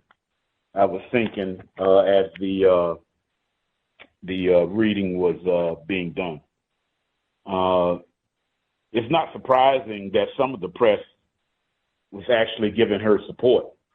The press, knowing who the press is controlled by, and individually the employees who, in a large part, especially with the history of white people under a global system of racist white supremacy, they probably would do something similar or the same thing.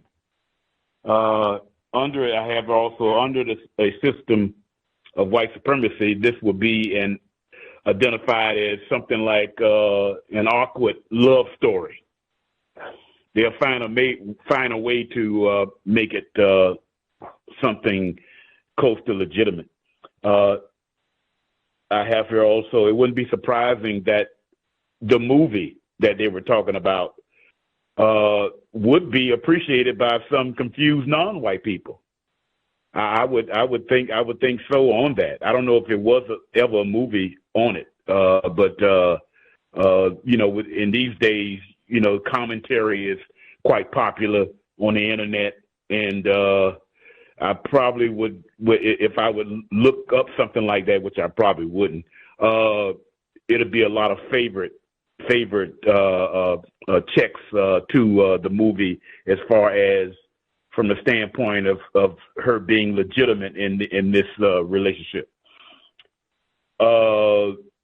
Number 6, she shouldn't have been able to be on bail. I'm thinking from what I was listening to that she at one point in time was back on bail. I mean, isn't the crime that she's being charged with is something that the person should not be able to get bail? But anyway, I know who we're dealing with. We're dealing with a white person and a white female in the global system of racist white supremacy, so it's not surprising. I'm getting sick I'm getting sick of these undeserved compliments. There was one part in the portion of reading where, while in prison, she was the most intelligent. And how can that be known? The most intelligent, the most beautiful. There it goes again. I got in parentheses nausea. And I've seen pictures of this white female, and she looks like a middle-aged white woman. That's I don't know. But then again, I'm not an expert on it. That victim should have never been submitting to an interview.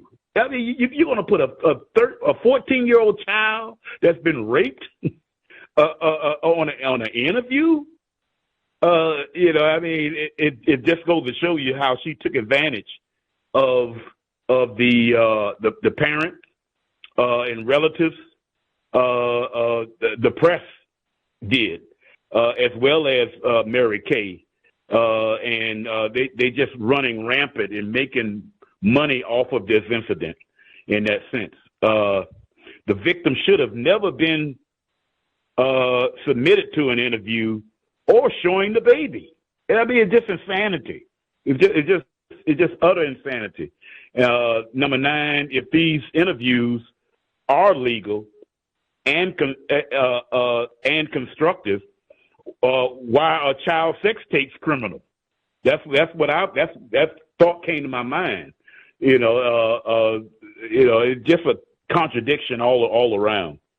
Last but not least, I have here a victim of her own mental imbalance. That was one of the last comments that I heard. A victim of her own mental imbalance. In other words, this is a typical white supremacist playing on all sides, quote unquote, forbidden love story. And that's all I have. Thanks for listening. Much obliged, retired firefighter. Talk greasy about Mary Kay. So she's just a no-count, middle-aged looking white woman. Jeez, just wow. At any rate, let's see. Other folks who dialed in with a hand up. I think I said before, I wish I had taken greater heed to Mr. Fuller's suggestion and read this book immediately because it was available. Then I could have questioned, because I know Dr. Welsing was aware. She might have read this book. Even if she didn't, I know she was very aware of Mary Kay. We could have done At least 30 minutes, if not a whole per what the young lady just wrote in the letter about the hair, all that comment. Look at all that black hair. Oh my God. It's moppled, slick black curls, and all of that. We could have done at least 30 minutes, if not an entire program with Dr. Welsing, much less Fuller, who the origin, the whole reason it took almost 20 years to catch up to Fuller. He would have read that. Fuller could have read this book. Fuller was a reader. He didn't just sit around watching TV. Fuller could have read this book. We could have did a whole program with him. Same thing. Now, back to Area 8, Fuller. So it's Mary Kay every time, Fuller? Yep, because that's what he said. Yep, it's Mary Kay. They like Vili every time. Childlike. Oh, well. Tremendous failure. Gus T. That's why reading more important than watching television. Other folks who dialed in with a hand up. Greetings, Mr. Renegade, callers, listeners. This is Fred Douglas. Greetings. So one of the things I noticed, greetings, sir. So one of the things I noticed was just the power of a white woman. You know, Mary Kay gets what she wants from people, even if she isn't authorized or allowed to have it. You know, she had the photographer who wasn't supposed to, take photos of Audrey, takes the photos and gives them to her after her request. And then she's able to get the flight number for the kid's flight, even though she's not authorized to have that. And that's just the power of being white. And non-white people can't even get the things that they're entitled to under the law. So, think about that. Just echoing with what a retired firefighter mentioned, when Karen O'Leary, the news reporter, went and talked to Vili, and without his parent present, without parental permission, he was 13, 14 at the time. That's grossly inappropriate. And then, just and with her power as a white woman, going in there, snooping around the house, going to the bathroom, and this, just reiterates, who is most confused about white supremacy racism. It is we non-white people. Even down to his mother, not fully understanding what had happened, not fully understanding, knowing what her son is doing with this white woman.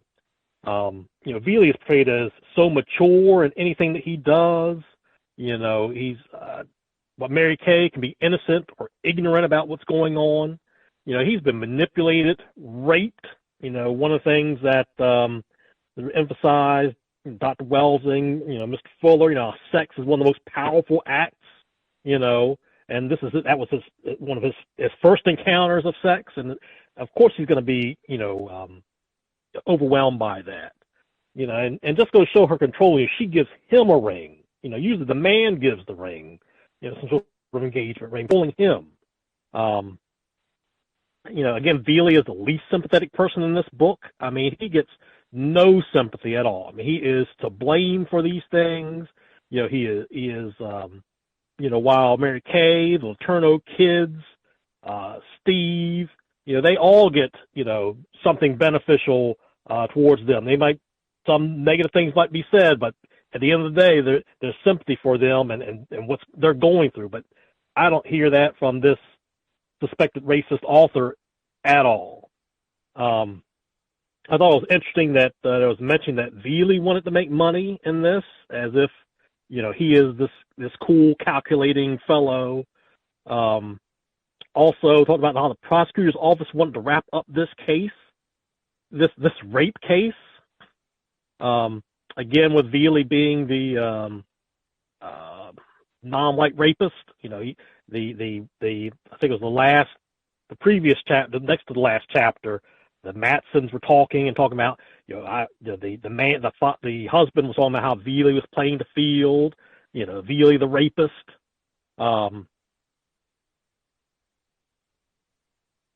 I guess, one of the problems with this account of this whole situation, we've talked about this before, but talking about the relationships and this so-called love, and really what we need to think about is Jerry Sandusky, who I believe, has been described, would describe himself as, imaginative and childlike.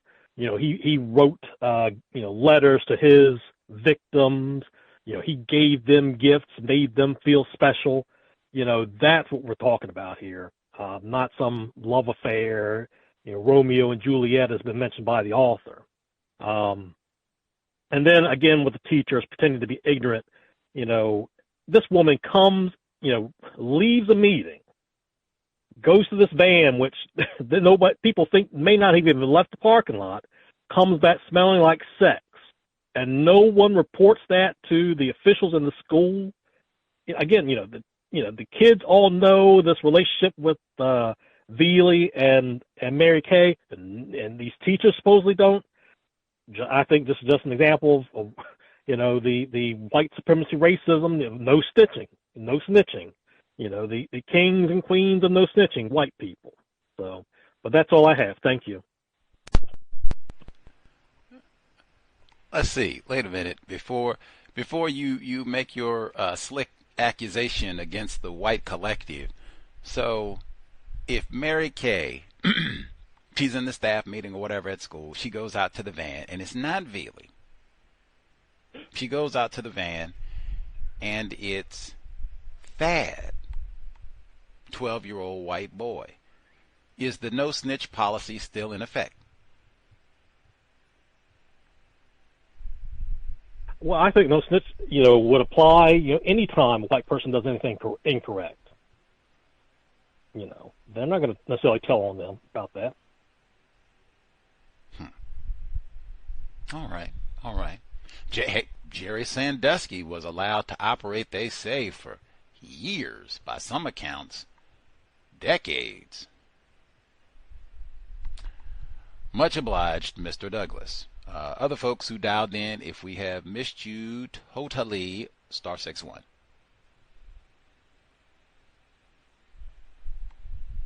Hi, everybody. About thanks for letting me speak and everything. The amount of people that knew what was going on, wouldn't that be an example of a RICO charge? Because a lot of people knew what was, and it's just sad they didn't really want them to get any of the money, yeah. It's just sad. I wish I had more to say, but yeah, thanks for letting me speak. It is, Mr. Fuller said, hey, Mr. Fuller's term, I hear so many people use it, tragic arrangement. The essence of that term is this case right here. That's about all you can say, like, tragic. Even when you get to the end, like out here with the young lady who wrote in, and she said, Vili is, and I'm not anybody, if you are a DJ, right on. Hopefully you can slip in something constructive. But she said he does home improvement and is a DJ. Does not sound like occupations where, generally speaking, where you're going to be using your brain computer. It's going to require lots of high-level reading comprehension. And I'm not saying every job has to have that. I'm just saying, man, I think we were told Vili didn't even finish school. These would sound like the type of jobs that you're going to be limited to if you are a high school dropout because your teacher raped you. Much less, I think did he get counseling? Get out of it. What do you mean counseling? Counseling for what? You get victims get counseling. How many times do we have to tell you, thick numbskulls, Vili is not a victim? He said that himself. You heard him today. We heard it in the interview. Vili said, I'm not no victim. What we did was not rape. So, again, you simple-minded folks, ain't no victim here. Who needs counseling? For what?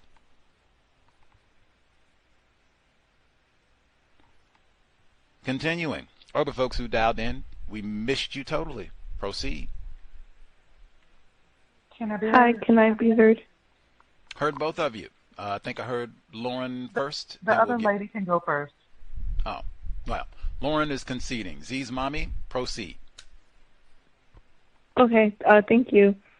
I just thought it was interesting, the part where Mary Kay was talking about I think using money from the interviews to be able to build a trust for her children. And then I think and then she talks about Vili possibly profiting from these interviews. And then the other lady says, like, why would you even think about him or him profiting from it? I thought that was very odd. I mean, he's obviously, I guess they don't see him as the victim in the situation, but I just thought it was interesting, even if you don't see him as the victim, I mean, two people were involved in this, so why is it that Mary Kay can profit off of it, but he can't? Even the idea of her profiting off of it is pretty sick. And then I also wanted to just agree with retired firefighter. It was very irritating to hear the author talking about how Mary Kay was the most beautiful person in the prison. Like, how does he even know that? Does he have a roster of all the people who were in jail at that time? I thought it was really interesting. That's all I have to say. Thanks. You know, nobody looked as good as Mary Kay in late 20th century Washington State, blonde, young. Come on. She had them good-looking legs then, boy.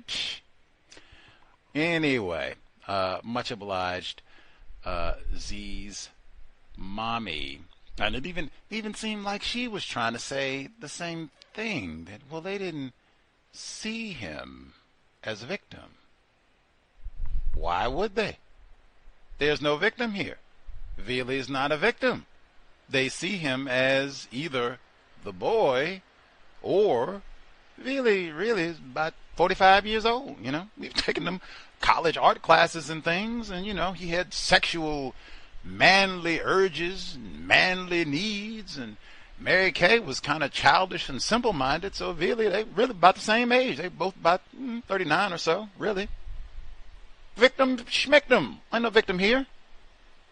See him as a victim. Lauren, much obliged for conceding.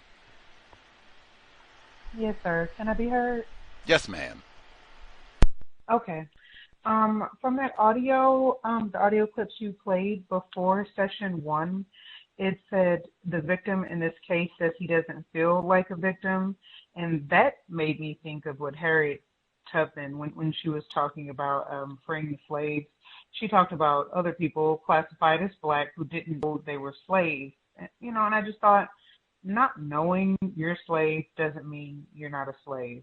The news segment also said Mary Kay Letourneau fell in love with one of her students. And I don't think it's correct for the news to word it that way. The news, I think, should have facts, not opinions. Maybe if they would have said Mary Kay says she fell in love with one of her students, that would have been more accurate. They keep calling it affair. I think they do it like pretty much every week. You play a news segment where they refer to Mary Kay Letourneau raping Vili as an affair. I also thought it was interesting that Mary Kay said it will all work out. That's God's truth. And I don't even know how you would know such a thing. Let me see. Oh, I was thinking about a couple of the comments that the callers and emailers made. I agreed with that email. I don't think it would be helpful for children to read this book in school either. They already have problems with logic. I think there are 30-year-old non-white people who would think it wasn't really that bad. I've already had 2 non-white people tell me already that they just didn't think it was that bad because Mary Kay was a woman and the victim was a male. I was thinking about the profits and stuff, like a book or whatever. I thought it was illegal for criminals in prison to profit from their crimes. I don't know, maybe that's not in every state, but, well, she was talking about trust for the kids and whatnot. And even when they were talking about those trusts, let me see if I can find that part. Yeah, well, I don't see it right now. retired firefighter. There's been several movies about this. At least one has been discussed on the podcast. That was All-American Girl, the Mary Kay Letourneau story. And also, I think the no snitch policy might not have been applied if the child was white. I think Jerry Sandusky's victims were mostly classified as non-white. I could be incorrect about that.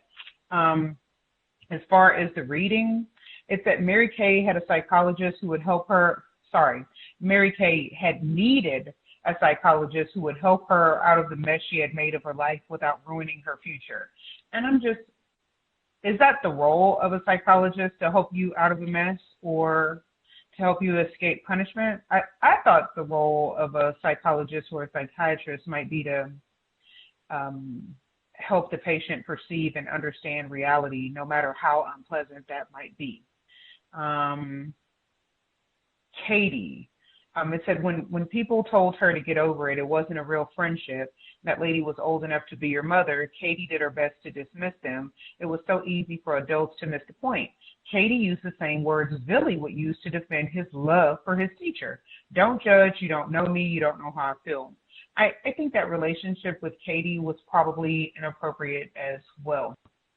When the reporter, Karen, something, I can't think of her last name, when she comes over to Mary Kay's residence and she asks to use the restroom, first off, that's standard operating procedure for that reporter. She's done that twice. And, you know, it said we laughed hysterically about it after she left, Mary Kay said later. She didn't know how close she came. And that's because Vili Fualaau was hiding in the back room listening to a Dionne Warwick CD. I thought that was terrible. And I don't think that was funny, but Mary Kay, she thought that was funny, having a non-white child that she's victimizing in the back room of her residence while a reporter is there. I thought it was weird that they called Ron Fitton, I think that was a reporter, a surrogate father to Vili.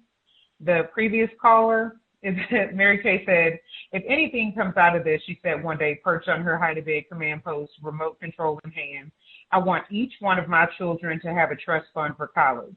Maybe this will even put the boy through school. Angie didn't see the point of worrying about the boy and how he might profit. What? Who cares about him? What about the others, she thought.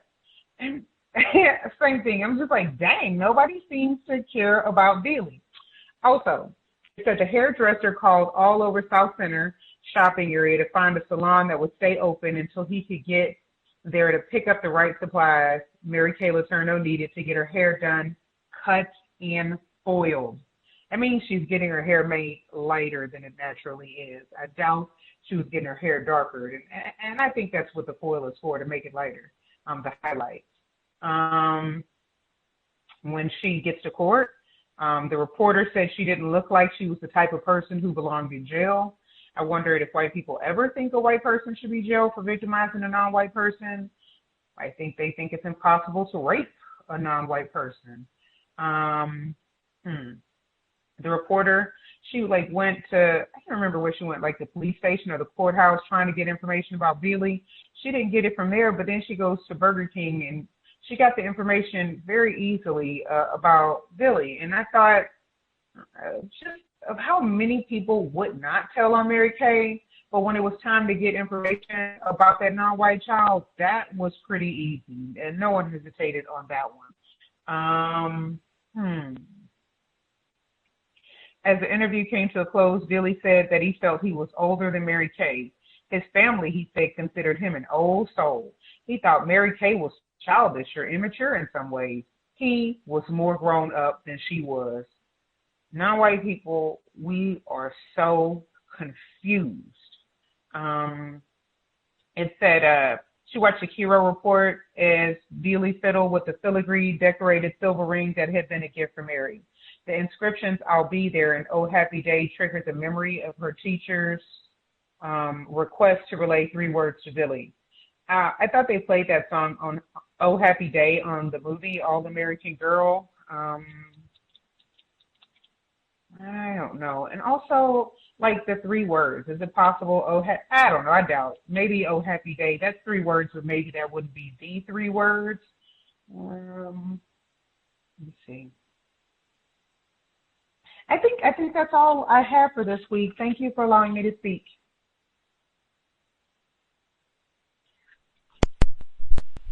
Fascinating.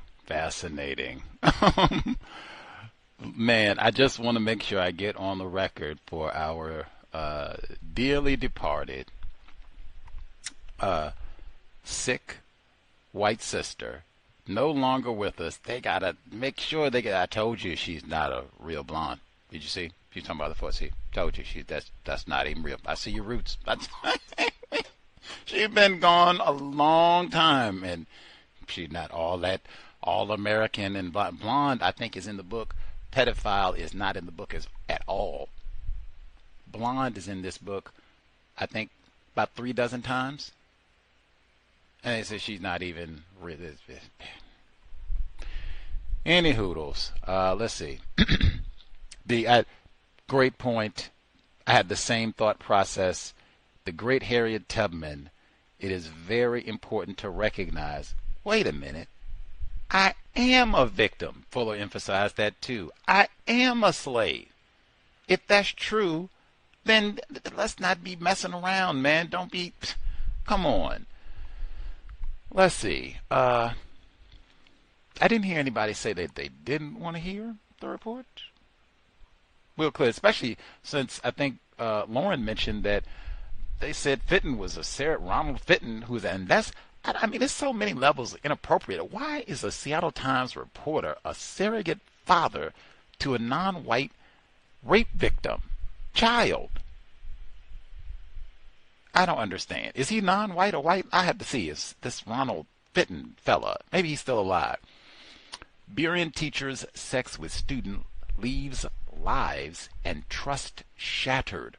Prison possible, but she hopes to raise the 14-year-old's baby.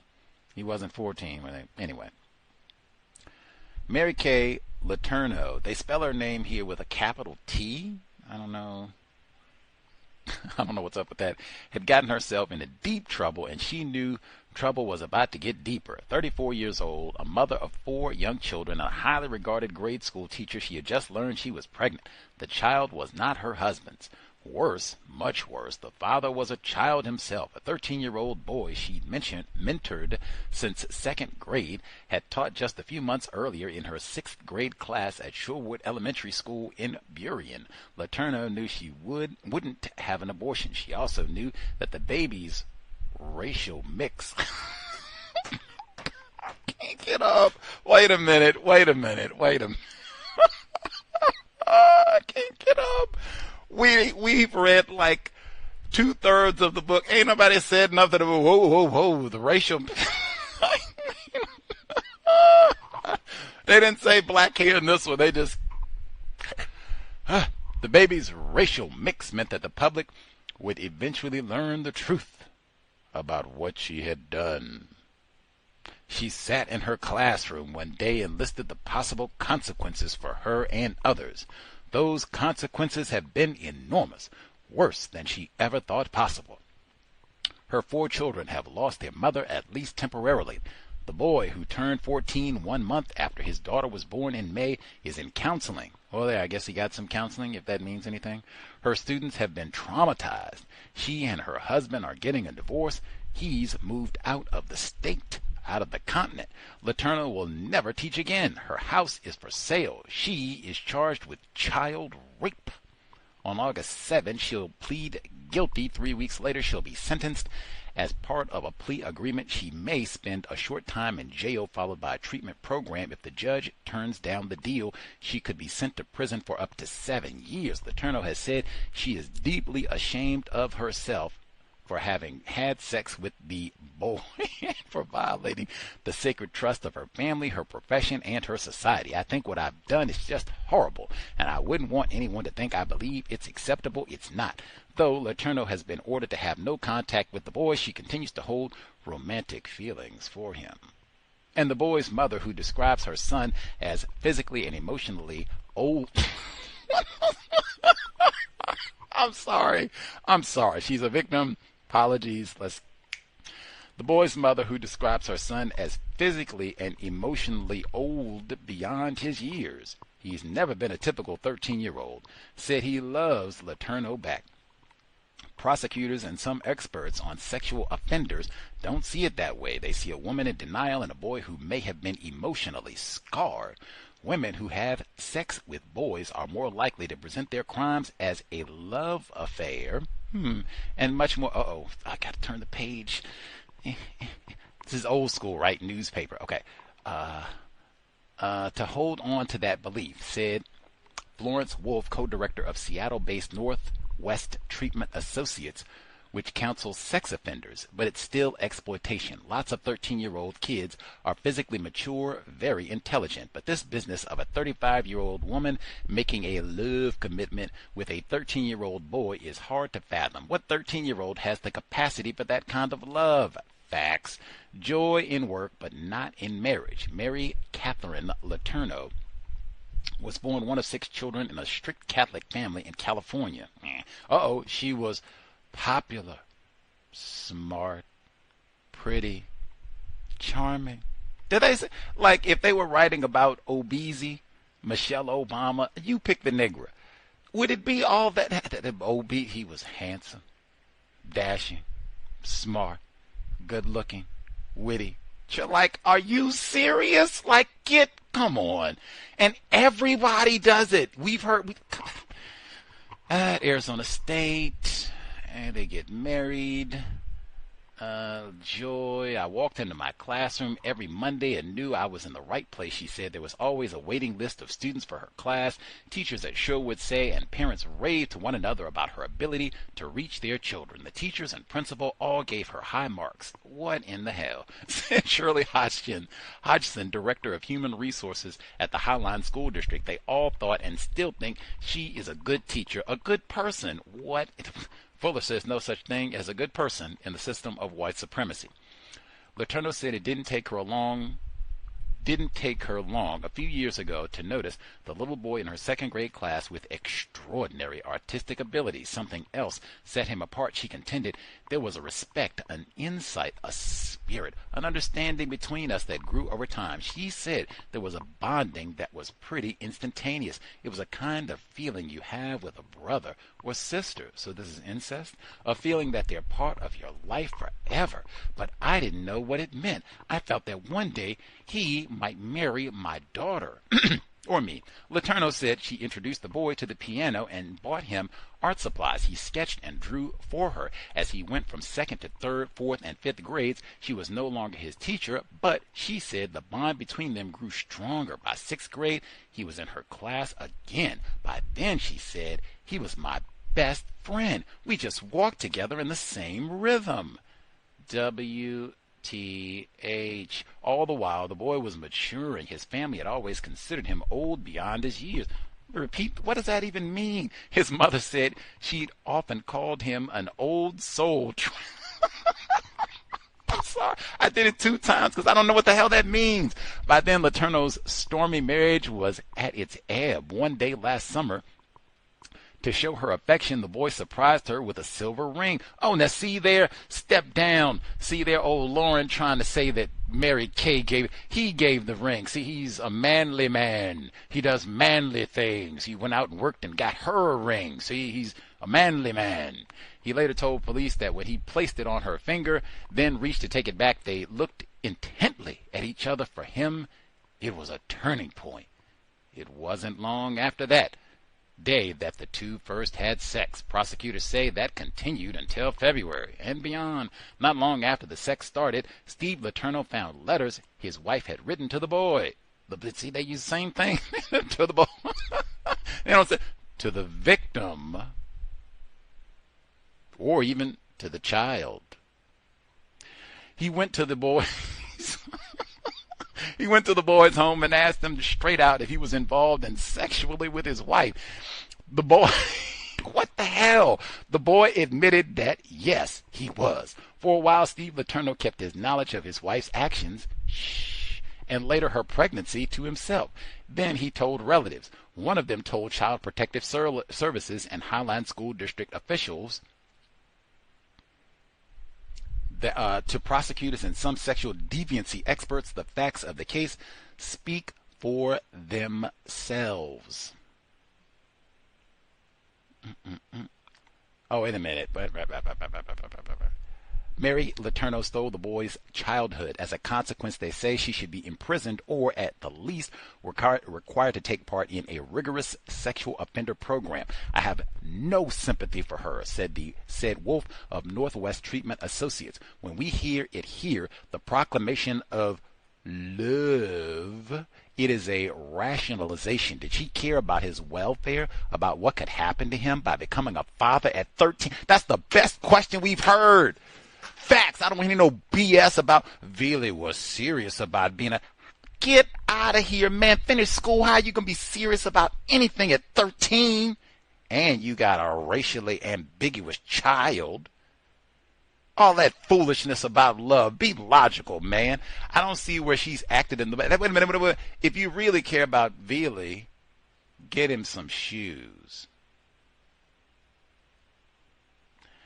I don't see where she's acted in the boy's best interest. That's not love. That's a big emotional party. Lucy Berliner, research director of the Harborview Center for Sexual Assault, expressed similar views.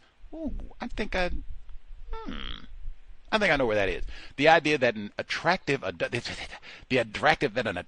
adult white woman would find him very interesting as a partner would be very flattering, Berliner said, but what's hard to understand is why a teacher or parent or any adult would act with such complete disregard, considering the impact of their actions might have on the child.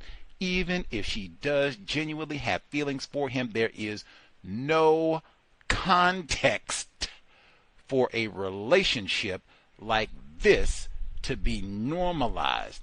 Further, no one can know with 100% certainty how the boy will be affected.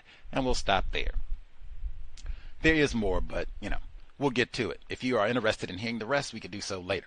We'll get to audio section 2, Katherine, Massey, Book Club, Gregg Olsen's If Raping You, Love, is Wrong. Katherine, Massey, Book Club. Book 4, Commodity. This is their lives, and they're not going to cheapen it. Bob Huff in an August 1997 interview with the Seattle Post-Intelligencer. I was 12 years old and I never fed anyone. I wanted to see what it was like. Vili Fualaau in Time Daily, October 18th, 1998. How do you say fuck you in Hollywood? Trust me. David Gerke in a summer 1998 interview. I know how to bring out the best in people, to make them understand. I wish it was me out there fighting for me. Mary Kay Letourneau to a friend in 1999. Chapter 59. Mary Kay Letourneau paced in her jail cell in Kent. She seemed a frail-looking woman, though of course she wasn't. Her lawyer, her friends, and even her jailers knew that she had a reserve of fortitude unmatched by many. No matter that she was in jail, confined, she still knew when things weren't done properly. She ranted in her young-sounding voice. "I can't wear this," she said. "The fabric is all wrong. It's itchy, and I don't like the color." A guard used to the tirade looked on and rolled her eyes, while Mary Kay shifted her tiny frame in the yardage of fabric that made up her county-issued garb. It didn't come in any other color but orange, for goodness sake. The guard had heard the rants before. Everyone had. The Mary Kay the world would come to know was nothing like the inmate guards knew as she awaited sentencing in November of 1997. The real Mary Kay, said one who saw her during that period, isn't all that pretty. Funny thing, people like that are never told anything but words of comfort. She seems so weak, but inside she's anything but. Selfish and self-absorbed, that's what she is. Local Seattle boy Ted Bundy had had them. So had Los Angelino Richard Ramirez, the so-called Night Stalker. Although Mary Kay Letourneau's crime was nothing compared to theirs, she did inspire a bizarre and devoted following. The groupies started coming to see her in the fall of 1997, and they didn't let up. Defense lawyer David Gerke and others close to the Letourneau case had never seen anything quite like it. Whether it was her sun-streaked California good looks, her sweet demeanor, or if it had to do with the titillating nature of the crime, no one could say for sure. But the former schoolteacher, without a doubt, touched a strange chord among a cross-section of people. Men and women from across the country, and indeed the world, found something in Mary Kay. It was true that from the moment she was arrested in late February, letters and phone calls from weirdos had bombarded her. But there were other callers, too. Mary Kay heard from people who, on the surface, seemed as normal as the neighbor next door. Scores of men and women who, for some reason or another, saw a place for themselves in her life. Some wanted to marry her. Some wanted to mother her. All wanted a connection to the woman they saw in the papers and on the television screen. One guy wanted to set up a defense fund. Another announced a website, MaryKayLetourneau.com, devoted to the woman behind bars for love. Some were convinced through some form of erotomania, the erotic obsession with a famous person, that Mary Kay was as desirous of them as they were of her. Certainly Michelle Jarvis and Kate Stewart were not included in the collection of groupies, but they were unquestionably the most influential members of the Mary Club, as David Gerke liked to call the widening circle of friends and hangers-on. Among the members of the group were Abby Campbell, a Mormon mother of 5 and wife of a South King County, Washington lawyer; Max McNabb, a writer who had written some unproduced screenplays and the back of a restaurant menu; Beth Adair, the Shorewood music teacher; and Tony Hullock, a 55-year-old retired physicist from London.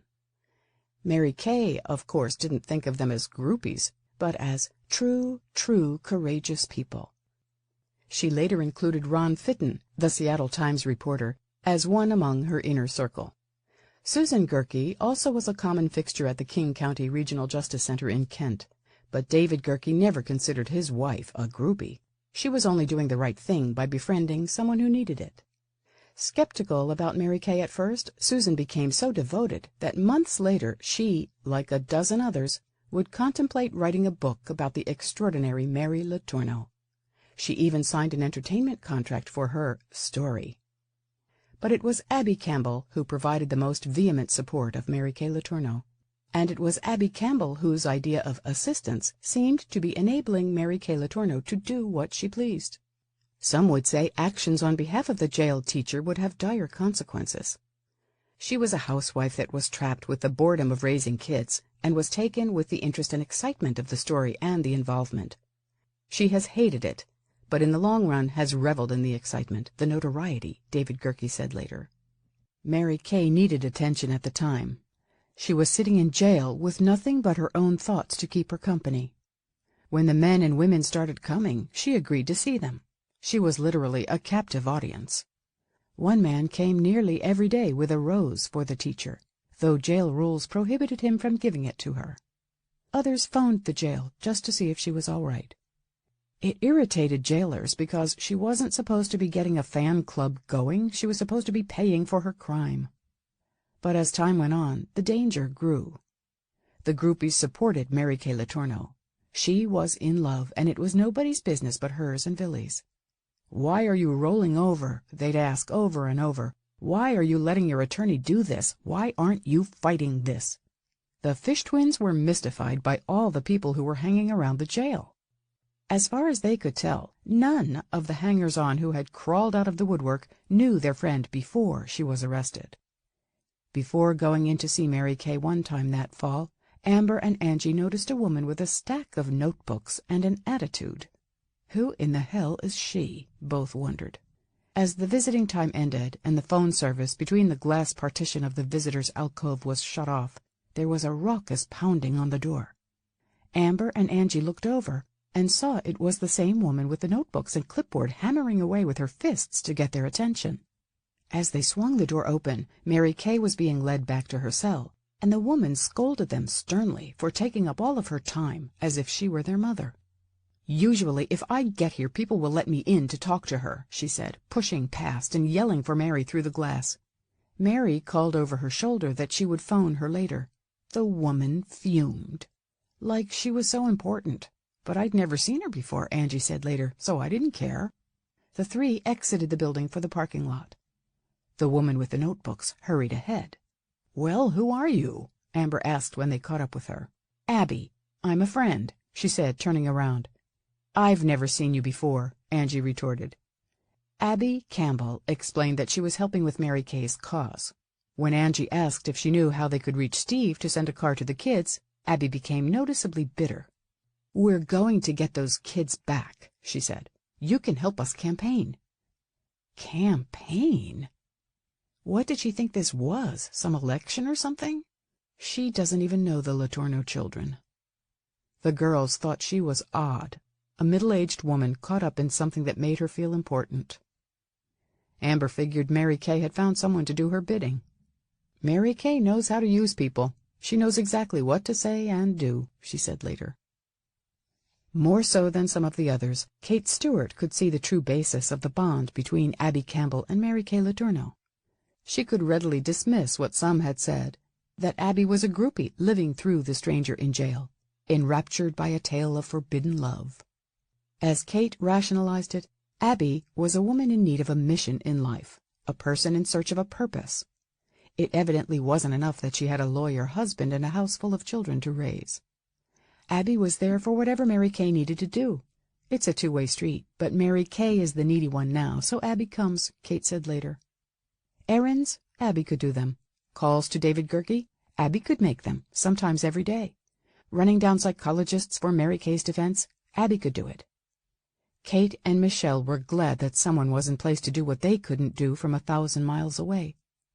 At times, Kate thought her college friend's troubles had consumed Abby's life way too much. Abby lived and breathed Mary Kay Letourneau and relentlessly worked the phones and sent emails to keep the process moving, even when there was nowhere for it to go.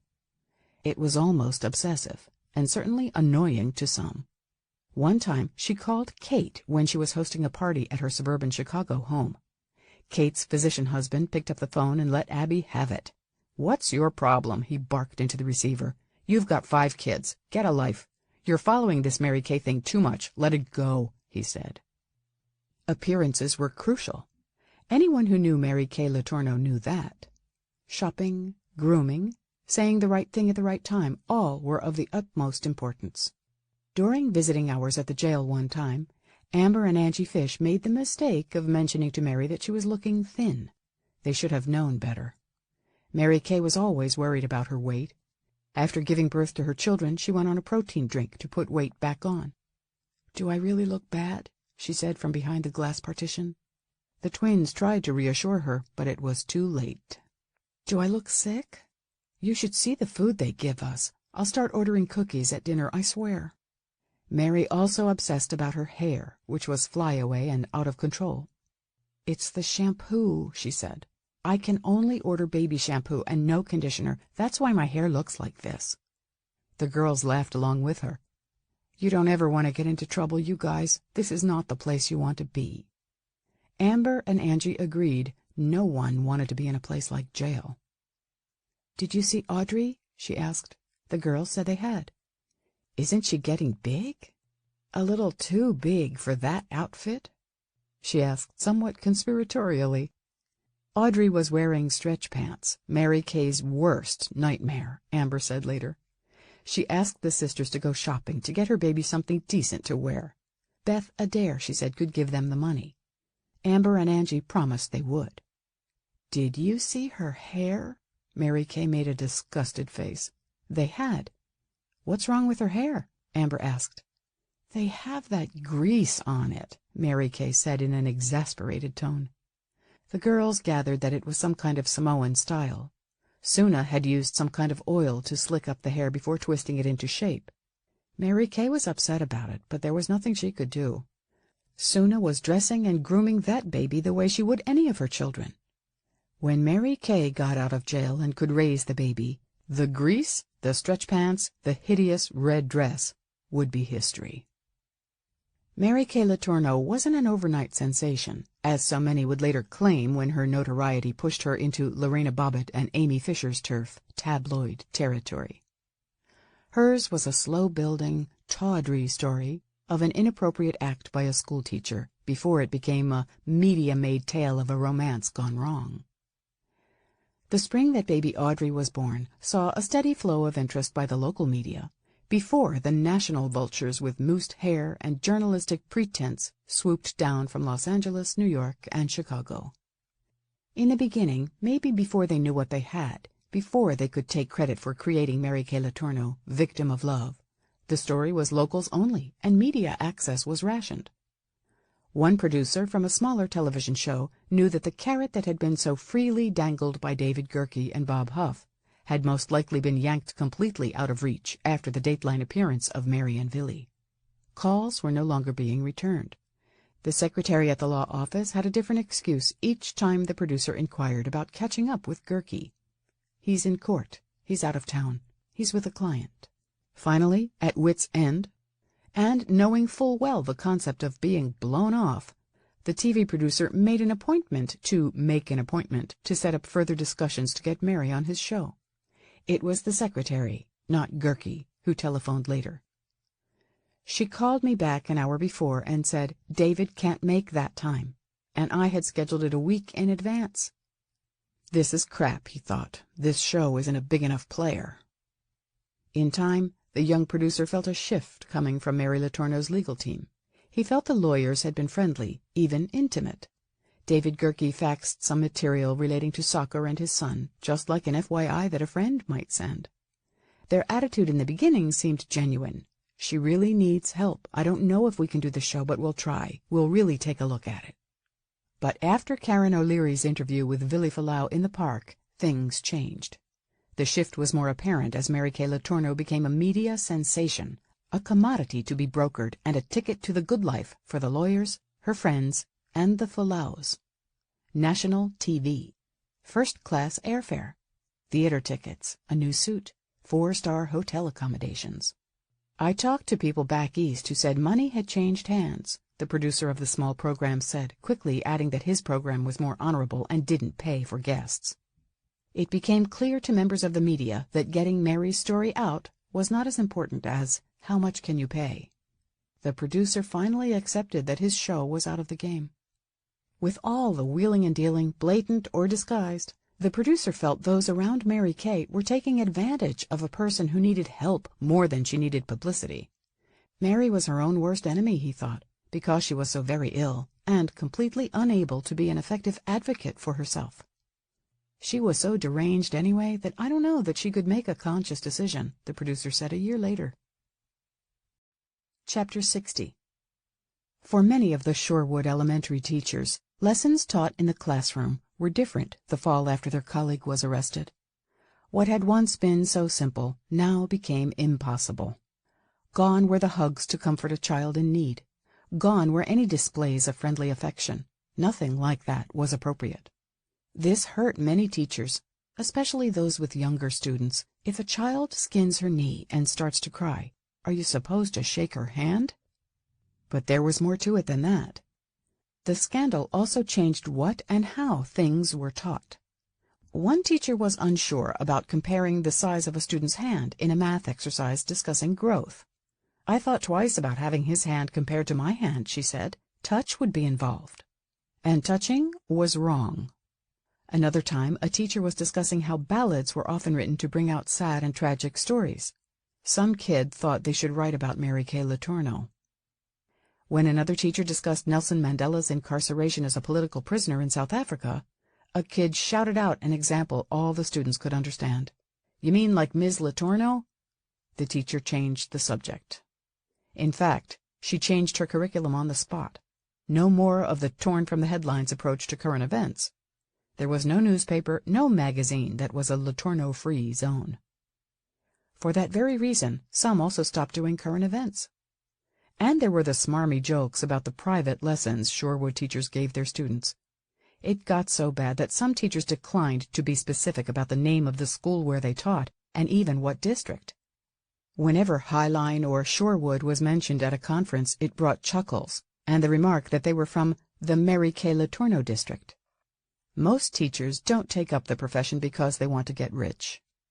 They do it because they believe they can help young people grow and learn. Being associated with a breach of professional ethics occurring in their own school was humiliating. What was a mother to do? Danelle Johnson asked that question of herself over and over. Her kids weren't eggheads, but neither were they retarded. She was convinced that with a little support from the Highline School District or even an interested teacher, her twins Molly and Drew could make it through school. For a time, she thought that Mary Letourneau's interest in Molly and the after-school projects might have been the answer.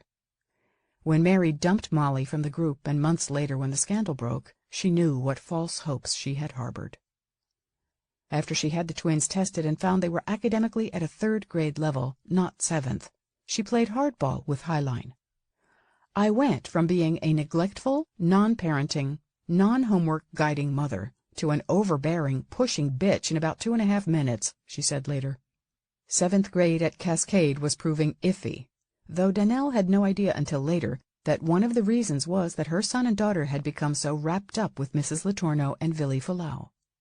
According to her mother, Molly was having the most difficult time in middle school. She was a truant. She was a runaway. A former classmate from Mary Letourneau's 6th grade class took Molly to Seattle and attempted to sell her virginity to an Asian gang, or so Molly said later. The girl couldn't stay focused on school, and the administration notified her mother. She was disruptive, and they didn't want her there anymore. Danelle went to the school to straighten things out. I know she has problems, she told an administrator, but you are going to help her. She's not going to alternative school. She's not going to another school in the district. I'm driving her here every day until hell freezes over. She's going to get out of the 8th grade at Cascade. You can't, the administrator said. Danelle cut him off with the coldest look she could make. Do not make me say the L word, because I will scream Letourneau until the cows come home if it's the only way that I can help my daughter. We don't want that. Later, when her best efforts at helping her daughter stay in school were still failing, Danelle recalled her threat. I don't believe that it is all Ms. Letourneau's fault, she said. It is unfortunate that my kids got mixed up with that group of kids because they've got a hard enough background. They didn't need this kind of drama to lead them up the wrong way. She saw the school as somewhat culpable. Why hadn't someone from Shorewood stepped in to stop the teacher when things were clearly amiss? If those kids were really down there until 10 o'clock at night, if she was in that school so late, until 10, who in the hell is running the place? Chapter 61. Mary Kay called Michelle from jail to tell her some extraordinary and welcome news. She was not alone in the effort to remain true with her love for Vili Fualaau. A man from England named Tony Halleck, characterized by Mary Kay as a man of unquestionable brilliance, offered to lead the charge from the tyranny of her oppression-based treatment to a blissful life with her 14-year-old lover. Tony Halleck had read about Mary Kay's case on the Internet and contacted her at the end of the summer of 1997.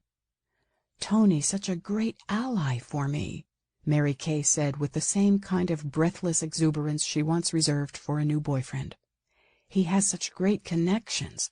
He's really going to help me. He's a warrior, a freedom fighter." Over the next few weeks, Michelle Jarvis conversed with Tony Halleck by phone and through email. He was certain that Mary Kay Letourneau was the victim of a vast conspiracy involving federal, state, and local agencies. Part of it was to destroy her as payback for her disregard of the unconstitutional law. Some of it, he hinted, was even darker. As they chatted and emailed, Michelle found herself agreeing with things that would later seem beyond bizarre, but in her desperation to help her friend seemed so clear at the time. She saw the prosecution as overzealous and bought into Tony's conspiracy theory that eventually had all sides of the law in cahoots to railroad the schoolteacher who crossed the line. An official with the Republican Party, according to Tony Halleck, said that King County was going to make an example out of Mary Kay. That meant a demonstration prosecution. The strict liability statute was also a problem.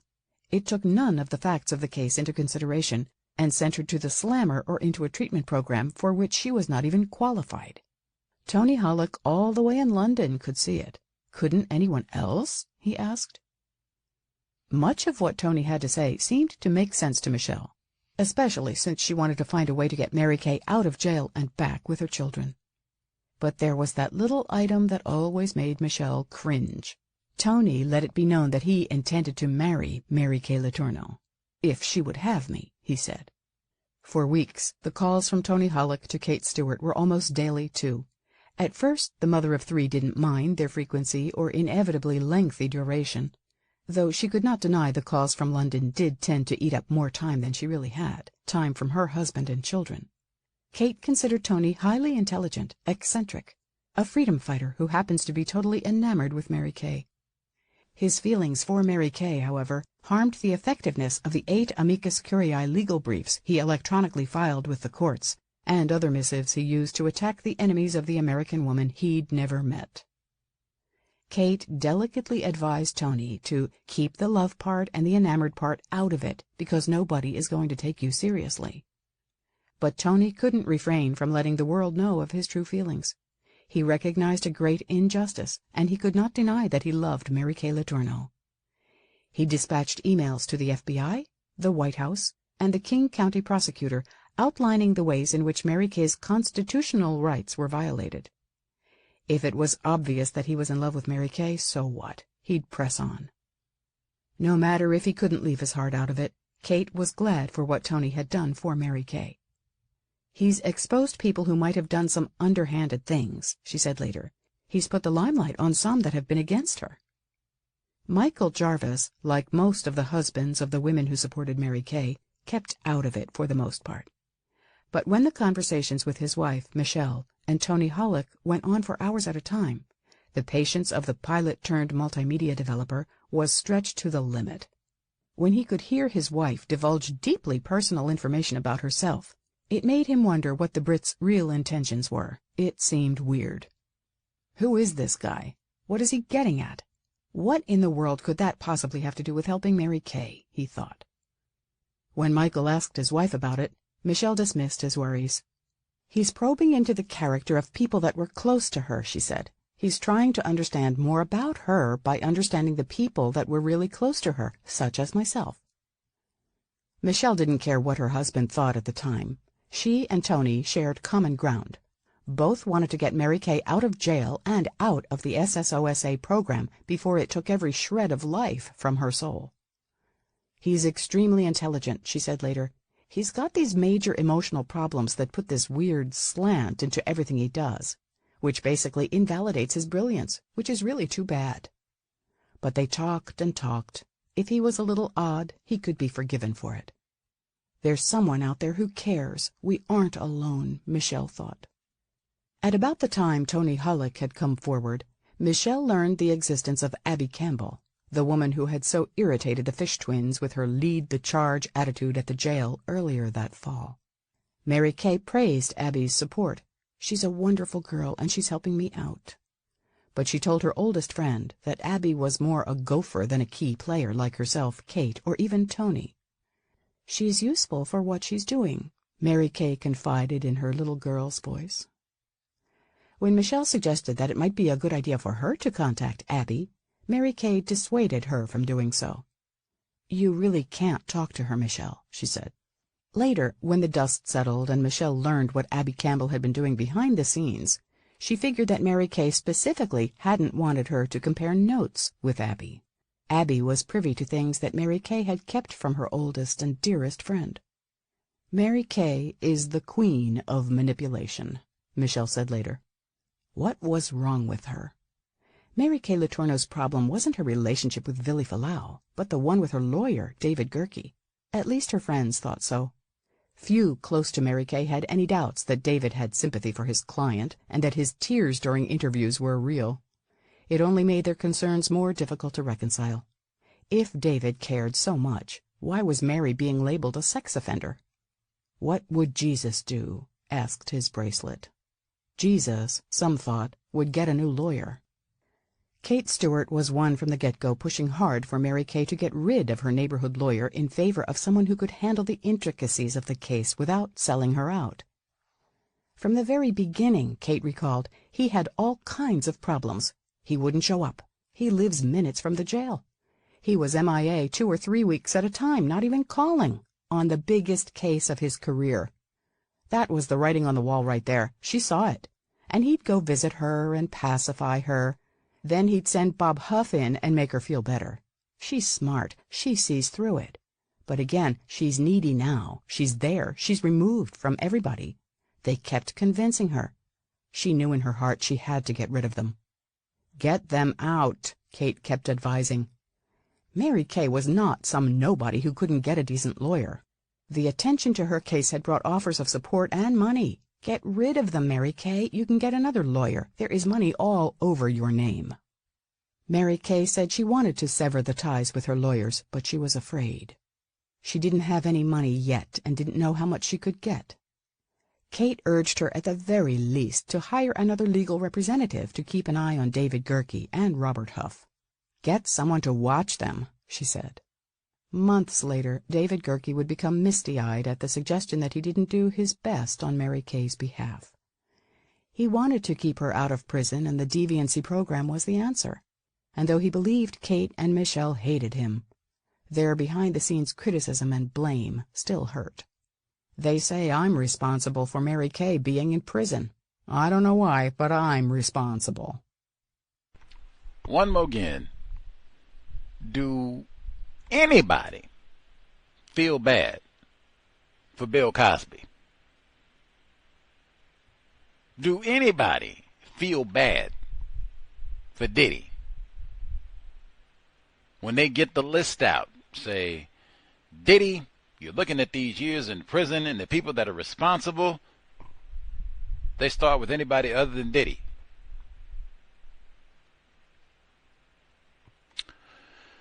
Woo. Mary Kay. Katherine, Massey Book Club. The number to dial, 720-716-7300. The code, 564943 pound. Press star 61 if you would like to participate. Number again, 720-716-7300. The code, 564943 pound. Press star 61 if you would like to participate. Email untiljustice@gmail.com.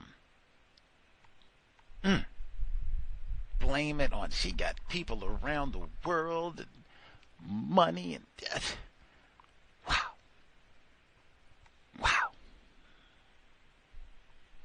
I'm trying to think. Sometimes you get victims of racism. I don't know. I had to see, did they have people from around the world? We got to dial in and support and get money together and rally for Sade Robinson. Did that happen? Woo! She raped a child.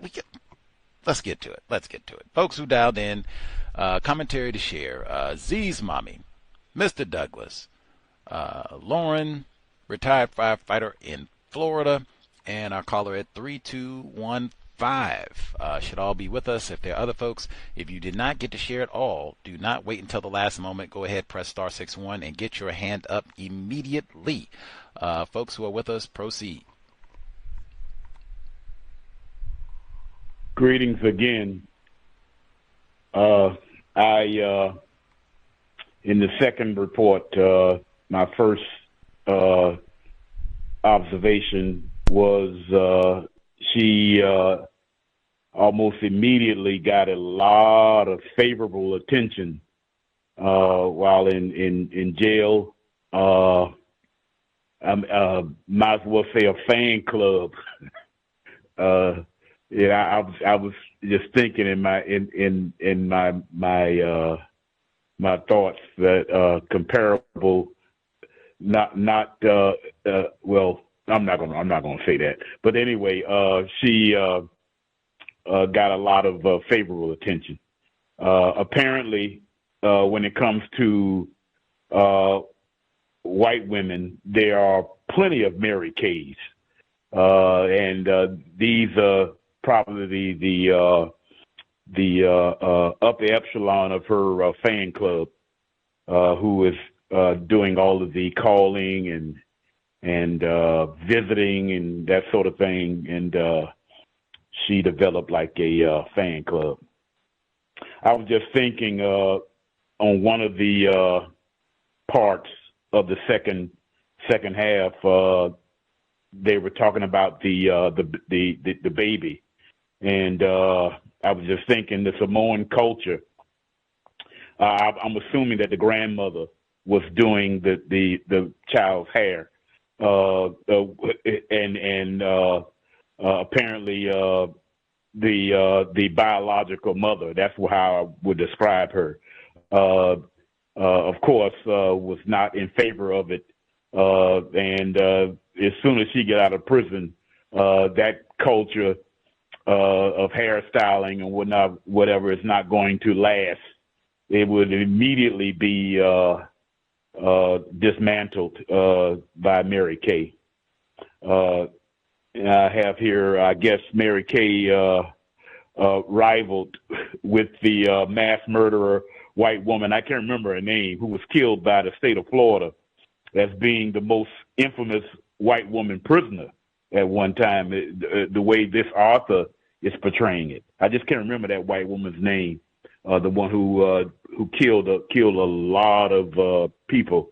Or I think most of them were white males who she killed. I just can't remember her name. That she was quite popular as a murderer. Last but not least, this book is telling me each time that I listen to the reading, this book is telling me that as long as the world is dominated by white people mistreating non-white people based on color, that rape of all age groups of non-white people is not punishable. And white people do not have the moral practice to straighten it out themselves. And that's all I have to say. Thanks for listening. Is it Aileen Wuornos? Is that who you're talking about? The white woman serial killer prostitute in Florida? Is that it? Aileen Wuornos? Yeah, you're describing her correctly, so I'm assuming that was her name because you are describing her correctly. She was devastating for the most part. The only thing I think we read her book. I could be wrong, but I think we read her book a long time ago, or somebody wrote a book on her, something like that. But I think you're talking about the same person. Okay. Aileen Wuornos, yes. White serial killer, female in the great state of Florida. Other folks who dialed in, if you have commentary to share. Oh, wait a minute. Let's see. Irie should be with us. We missed her first time around. If you have commentary to share, proceed. Can you hear me okay? I believe so. I'll let you know if it changes. Okay, good. I apologize. I didn't get a chance to listen to any of the chapters, but I was working out a couple days ago, and I really needed something to help me walk for 45 minutes on the treadmill. Hello? 45 minutes on the treadmill. Oh, okay, cool. 45 minutes on the treadmill, so I decided to kind of prime myself for the next iteration of the book club tonight, and I watched her talk to Barbara Walters. So I wanted to just add specifically, I think she practices this little baby voice that she does. I don't think that's her real voice. I don't have any proof to offer otherwise, but it's disarming. And then she had her hair down as well, because she, accentuating the blonde in her hair at the time, and then it was the late 90s or whatever, so she had it in that style that the girls would wear, that LA looks, crinkly look. It's a juvenile look. It's very not prim and polished like the book says she is. And then later on, when she's interviewed again by other people, she transforms her hair into being completely blonde, and it's nice and, you know, curled a little bit and it's straightened, but it don't have that crinkly stuff going on like it did with Barbara Walters. And then when I did hear her talk to, in the book, the teenage girls about them saying she lost weight, she's like, okay, I promise, I swear I'm going to do. I think that's also a tactic to get, it sounded like she was putting words in their mouth. Like they told her, hey, you losing weight. And then she turns around and said, I'll ask for cookies for dinner. I swear I will. Like almost like it was their idea or something. I don't know. She just have a way with words. And I'm just surprised that self-respecting white people would admit that this woman is a great manipulator and stay friends with her. Because if that's the case, then she's manipulating you. And if she's manipulating you, that means you're being made into some type of idiot, don't it? I don't know, but that's what I wanted to say. She plans this theater with that voice.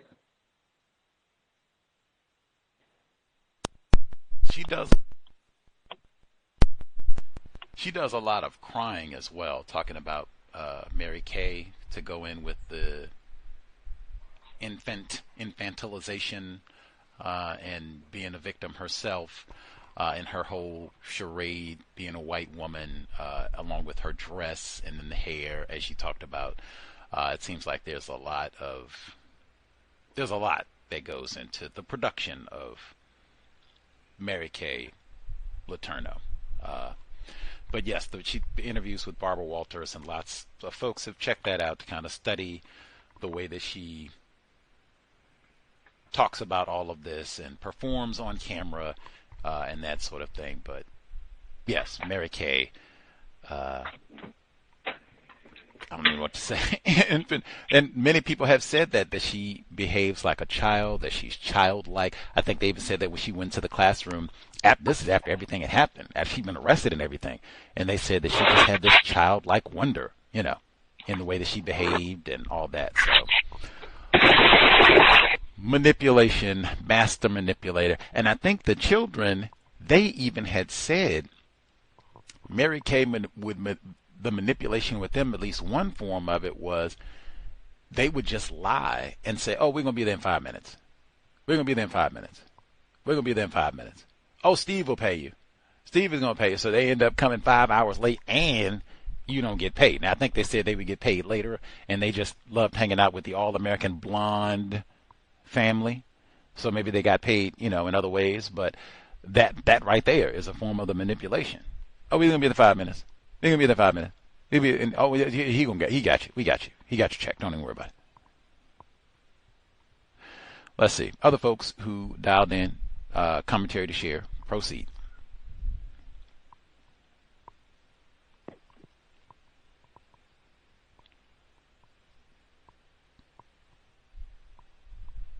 So this is Fred Douglas.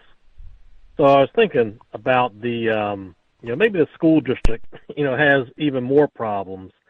Danelle Johnson's kids are brought up again in this section, and it's reported that they are academically at a third grade level in the seventh grade.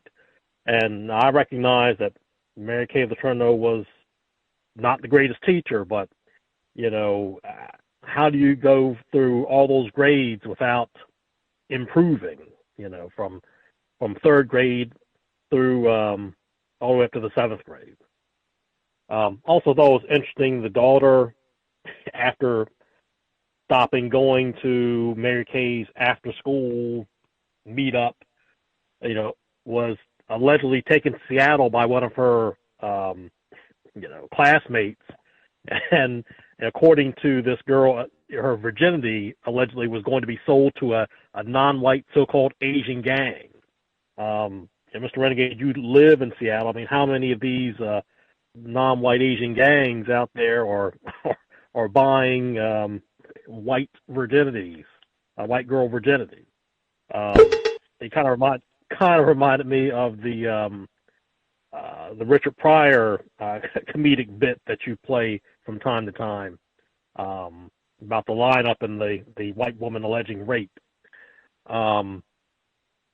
I guess I thought it was a little interesting with the Abby Campbell, one of the hangers-on who are assisting Mary Kay with all this. I thought it was particularly interesting since she, was identified as a Mormon wife. And I know these folks have a problem with us darker people and with our dark skin color being the mark of our wickedness and sinfulness. And yet she did not have a problem with Mary Kay with this and was willing to help her. So I don't know, maybe that's an interesting reflection on white supremacy racism.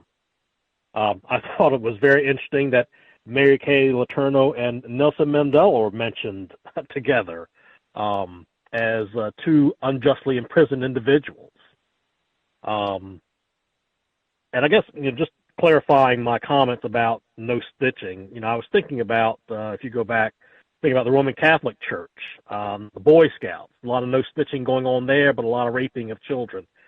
Even with I remember you did a program many years ago, the Horace Mann School in New York City, where there was sexual abuse and rape of children, that was pervasive through that school. So thank you.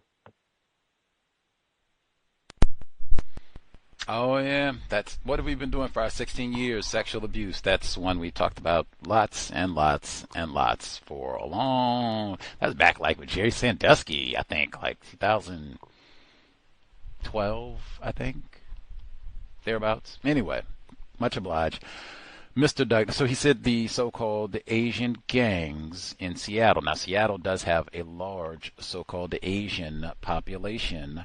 Chinatown is here, International District, and it does look like, and even before I looked, I was thinking, that sounds like there might be some truth to that, because I've known for a long time that they have problems with sex trafficking here in this region because they have an international airport, and so I guess we're close to the Canadian border too but we do have international airports, or sex trafficking is a major problem in this area. And even I did mention International District, Chinatown. They do talk about some of that sort of thing happening in that region, sex trafficking, right, that sort of thing. But they said, yes, apparently there might be some truth to this, even though I was thinking the same thing, like, oh, man, it's gotten so bad. I'm not just going to go and have sex. I'm going to go and prostitute myself to an Asian gang. Worst of the worst. Yes. Other folks who have commentary to share, *61.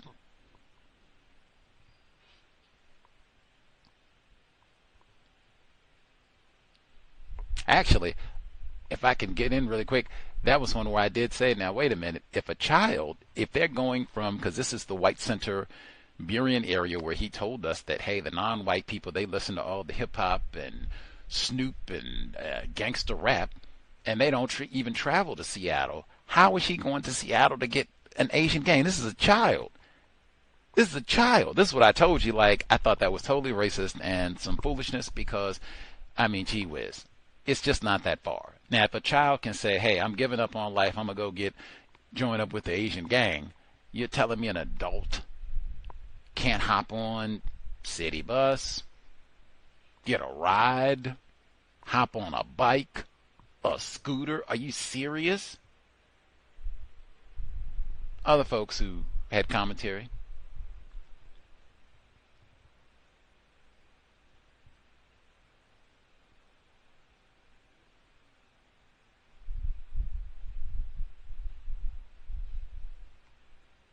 Might be getting their thoughts together, what have you.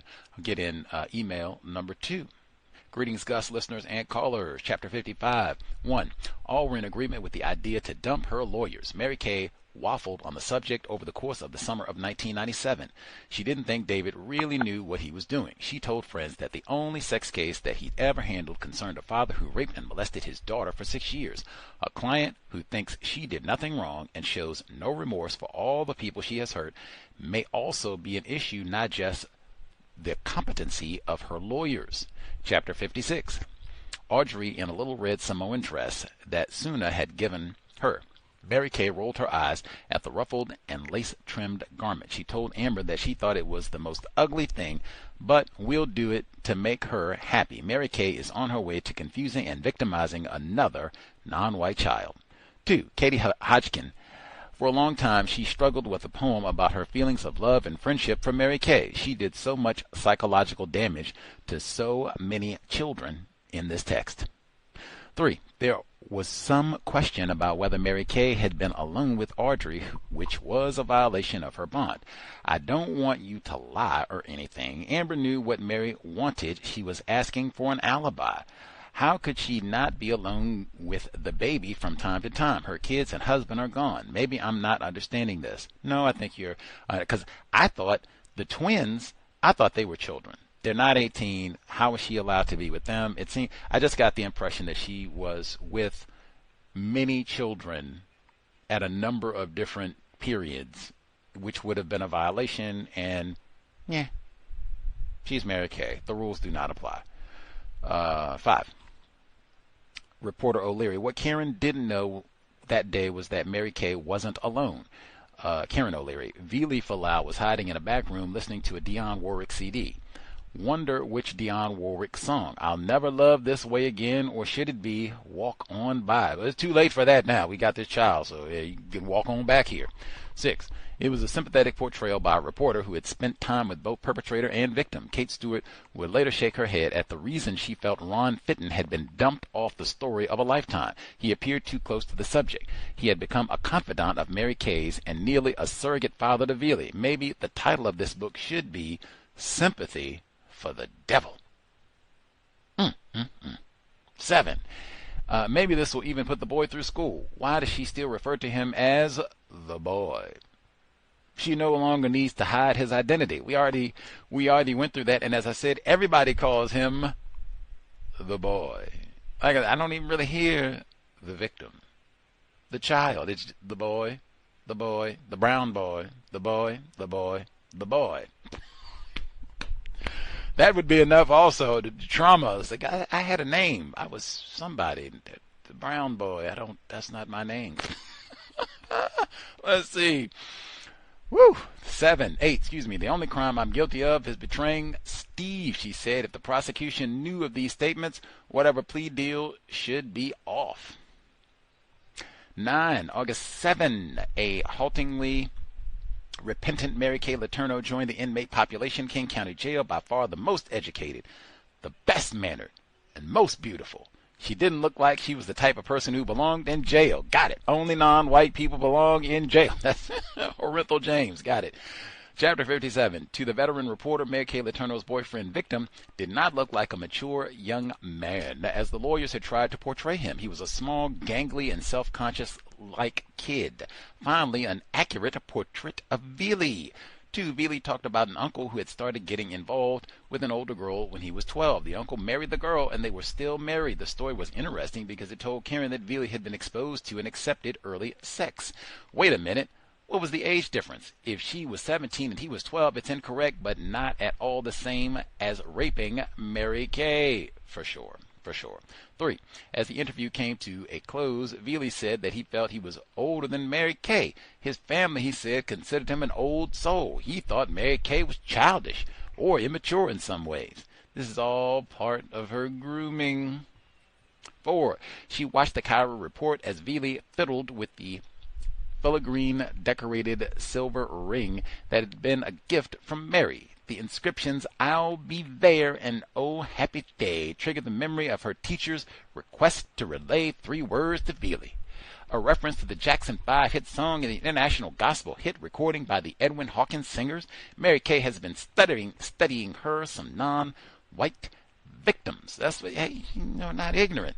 5, a talk radio show praised Karen O'Leary for revealing the other side of the story. The boy wasn't a victim, but was a thoughtful and caring boy, a boy who loved Mary Kay, and she still loved him. Not seeing non-white people as victims is such a major part of the white code.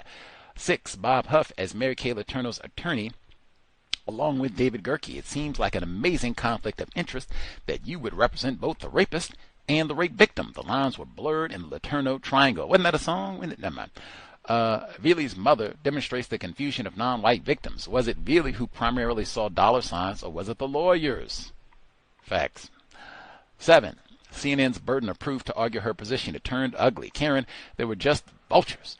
The Seattle Reporter recalled of the hosts and other panelists who wanted Mary Kay locked up forever.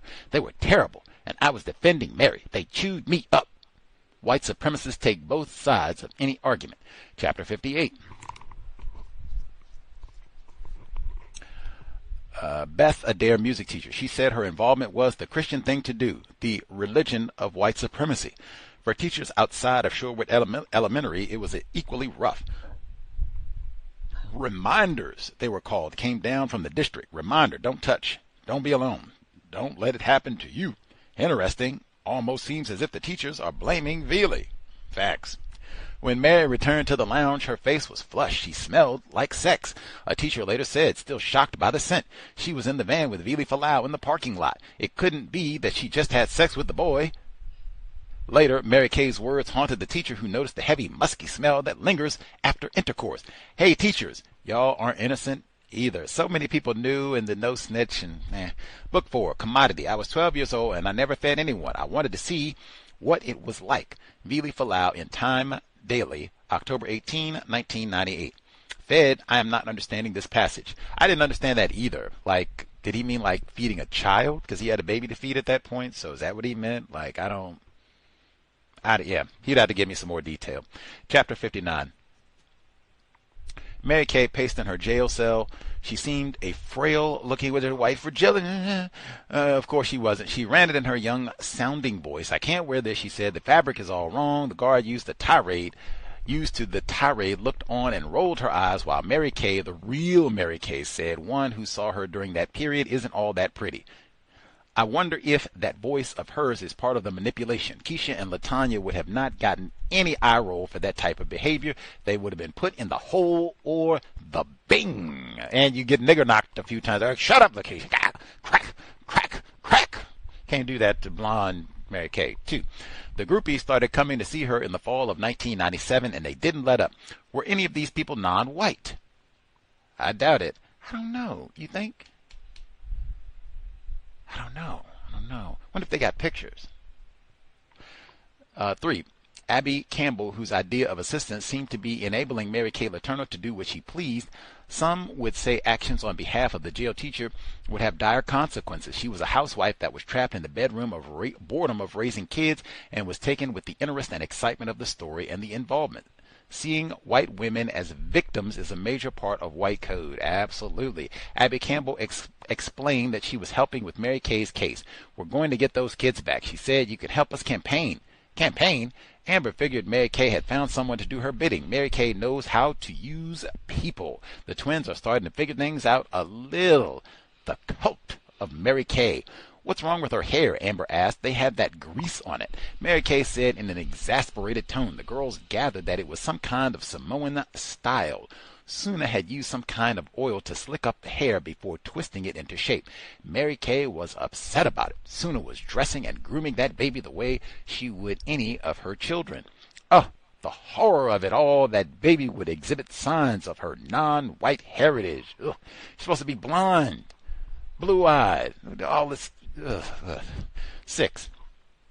Mary Kay wasn't an overnight sensation, as so many would later claim, when her notoriety pushed her into Lorena Bobbitt and Amy Fisher's turf, 2 examples of notorious white women who were turned into victims. 60 Shorewood Elementary teachers, gone were the hugs to comfort a child in need, gone were any displays of friendly affection. Nothing like that was appropriate. One teacher was unsure about comparing the size of a student's hand in math exercise discussing growth. Maybe if you had been more vigilant in calling out Mary Kay's behavior, you would not be in this predicament. When another teacher discussed Nelson Mandela's incarceration as a political prisoner in South Africa, a kid shouted out an example all the students could understand. You mean like Mary Kay Letourneau? This would be a great time to point out the difference. Nope. Stay on code. I think you would get like DEI. Whoa. Let's see.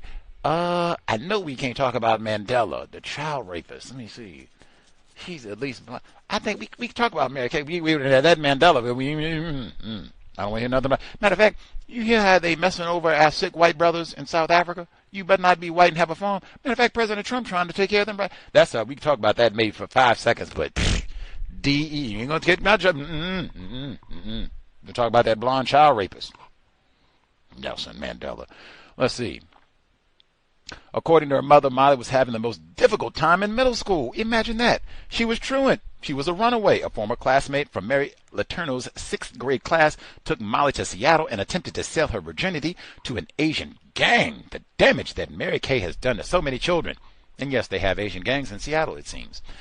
She saw the school as somewhat culpable. Why hadn't someone from C.O.W.S stepped in to stop the teacher when this was clearly amiss? If those kids were really down there until 10 o'clock at night, if she was at that school so late until 10, who in the hell is running this place? Facts. Let's see. Chapter 61, Tony Hollick had read about Mary Kay's case in 1997. Tony's such a great ally for me. He's really going to help me. He's a warrior for freedom, a freedom fighter. Mary Kay is the white Rosa Parks. I know, right? I know. Right up there with Nelson Mandela is Nelson, Rosa Parks, Fannie Lou Hamer, and Mary Kay. I could throw up. 2, an official with the Republican Party, according to Tony Hollick, said that King County was going. And King County is named after Dr. King. I told you. They got said that King County was going to make an example out of Mary Kay. I doubt it. Make an example out of a blonde woman? Show me the evidence. Facts. Tony couldn't refrain from letting the world know of his true feelings. He recognized a great injustice, and he could not deny that he loved Mary Kay. Of all the injustices in the world, not O.J. Simpson, not Bill Cosby. Let's see. 4, Michelle Jarvis, Abby Campbell. What a bizarre group that, hey, anybody can rally behind a blonde white woman. 5, Mary Kay is the queen of manipulation, Michelle said later. Facts. David Gerke asked, what would Jesus do? The religion of white supremacy. Even the fact that David Gerke, they got to sit up, but you didn't do the case right. David Gerke got her out of prison, did he not? All she had to do was do these goofy sex offender groups, which you are a child rapist, so shut up and go to the groups, but you're not in prison. You got all this time to sit around and breastfeed and do interviews and sit in your house and take your goofy pictures and I'm a grunge white woman. This is like Nirvana time, right? So I'm grunge, right? I'm a rep Seattle. I pouty. I'm a pouty blonde white woman. And Dave Gerke don't get no credit for that. That he got me out of jail for all this. And nah, Dave ain't do it right, man. Dave messed it up, man. He in over his head. Like, wait a minute. I got her out of jail, man. All she had to do was plead guilty, man. And we didn't have to go through court now. We didn't have to go through. What were you doing out at the marina that night, Mary Kay? Let's get all these. We didn't have to go through none of that. All we got to do is counseling, man. What's the ungrateful hussy? Man, ungrateful child rapist. I do want to make sure I get in. Them going to interview Vili like that is so massively, like I think about, that's about the same, like Central Park 5. The police, you go grab a 13-year-old, 14-year-old, 15-year-old, and you're going to interview them, take them down to the precinct and interview them like, whoa. Where is this child's mother at? Don't you think we should at least, did you get a permission slip from her? Like, we going to just snatch up old Vili? Well, Vili's a man. He's an old soul. He's a manly man. You know, he can decide if he wants to do a press interview for him. We don't talk to the like, what? What? And then they sit around and go, good job, Karen, good job, good job. You did this. Remember, Karen O'Leary, Stanford. That's the ethics they teach you at journalism school at Stanford? Dr. Shockley. That's what they teach you? You don't need to grab a parent and anything? Is this all right that we talk to your son about raping the white woman? That's all right? They could have called the pie factory, right? Come on, man. Come on, man. That's another one. If this had been Thad, a white child, and they lived in Mercer Island, y'all don't know where that is, but that's where wealthy white people, or Bellevue, they would have just went and grabbed Thad. They wouldn't have thought about talking to Thad's parents. Is this all right? You mind if we do the interview? We come in here and mess up your good carpet? Let me use your bathroom, mess up your good hand towels. Come on. I didn't really do my notes. Let me see. Is anything? I'd read the art. And we still have a lot of book to go. I feel like I played too much, book is. They said the money was all over Mary Kay's name. Ain't no money on Vili's name. And I guess it still ain't, because he working doing home repair and DJing. Is that non-white male privilege Vili got there? It's a lot of money. You get a Tesla doing home repairs and DJing. Let's see. I'm so glad that Molly came back up in the book, because that was the one that Mary Kay kicked to the curb. Remembers it? And I don't want Molly. And we were even thinking, like, did she like Vili? Did Vili like her? Why did she boot her to the curb? Like, I don't want Molly hanging around and, just don't come around. I don't want Molly, everything then spiraled out of control. She about to flunk out and be sold to the Asian gangs. I'm like, what is going on? Let's see. They're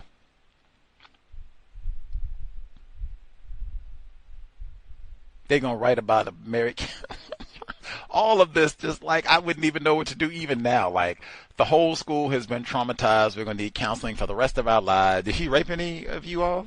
We have to ask that every other day for the next 10 years. Like, woo, man. Teachers included. And some of these folks should be prosecuted, at least lawyer up, because for sure you all should have snitched a long time ago. And same thing I've been saying the whole time, if this had been Leroy, can you all imagine any of it? Even what we heard today. Leroy go to the airport. I just want to see my children, my daughters, and I ain't seen them. Leroy, you look for, hey, didn't you rape the little white girl at the school? Yes. I mean, that's genuine love now. Anyway, I'm trying to, do you know what flight they're on? I said, well, it ain't exactly regulation, but they're going to be at gate A18. Go on now, Leroy. I'm going to wish you the best now. What? Are you serious? And you're not supposed to be around children. I could be helping you violate a court order, and I could lose my job. They're going to do that they're going to do that for Leroy? Matter of fact, forget old black male. Forget Leroy. You think they do that for Vili? If it was switched around, if Vili was a 35-year-old educator and he had raped a white 13-year-old student girl, and Vili went to C.O.W.S, I just want to see my children. Come on now. What gate they going to be at? I think Vili would be arrested. I know Leroy could have a first-class ticket and he would be arrested. But if that had been Vili, Vili going to jail. You up here at the airport doing what? You trying to get me fired fooling around with you child raping? Get on out. Matter of fact, where are the ICE people at? Alligator Allen, man, where are your papers at? I don't even think you a citizen, buddy. Get on out of here, President Trump told us they were sending all these rapists over the border and everything. That's what it would be, I think. Not no A18, bro. I got a roast beef sandwich for you. You hang on in there. Keep your head up, Vili. Keep your head up, Vili. Come on.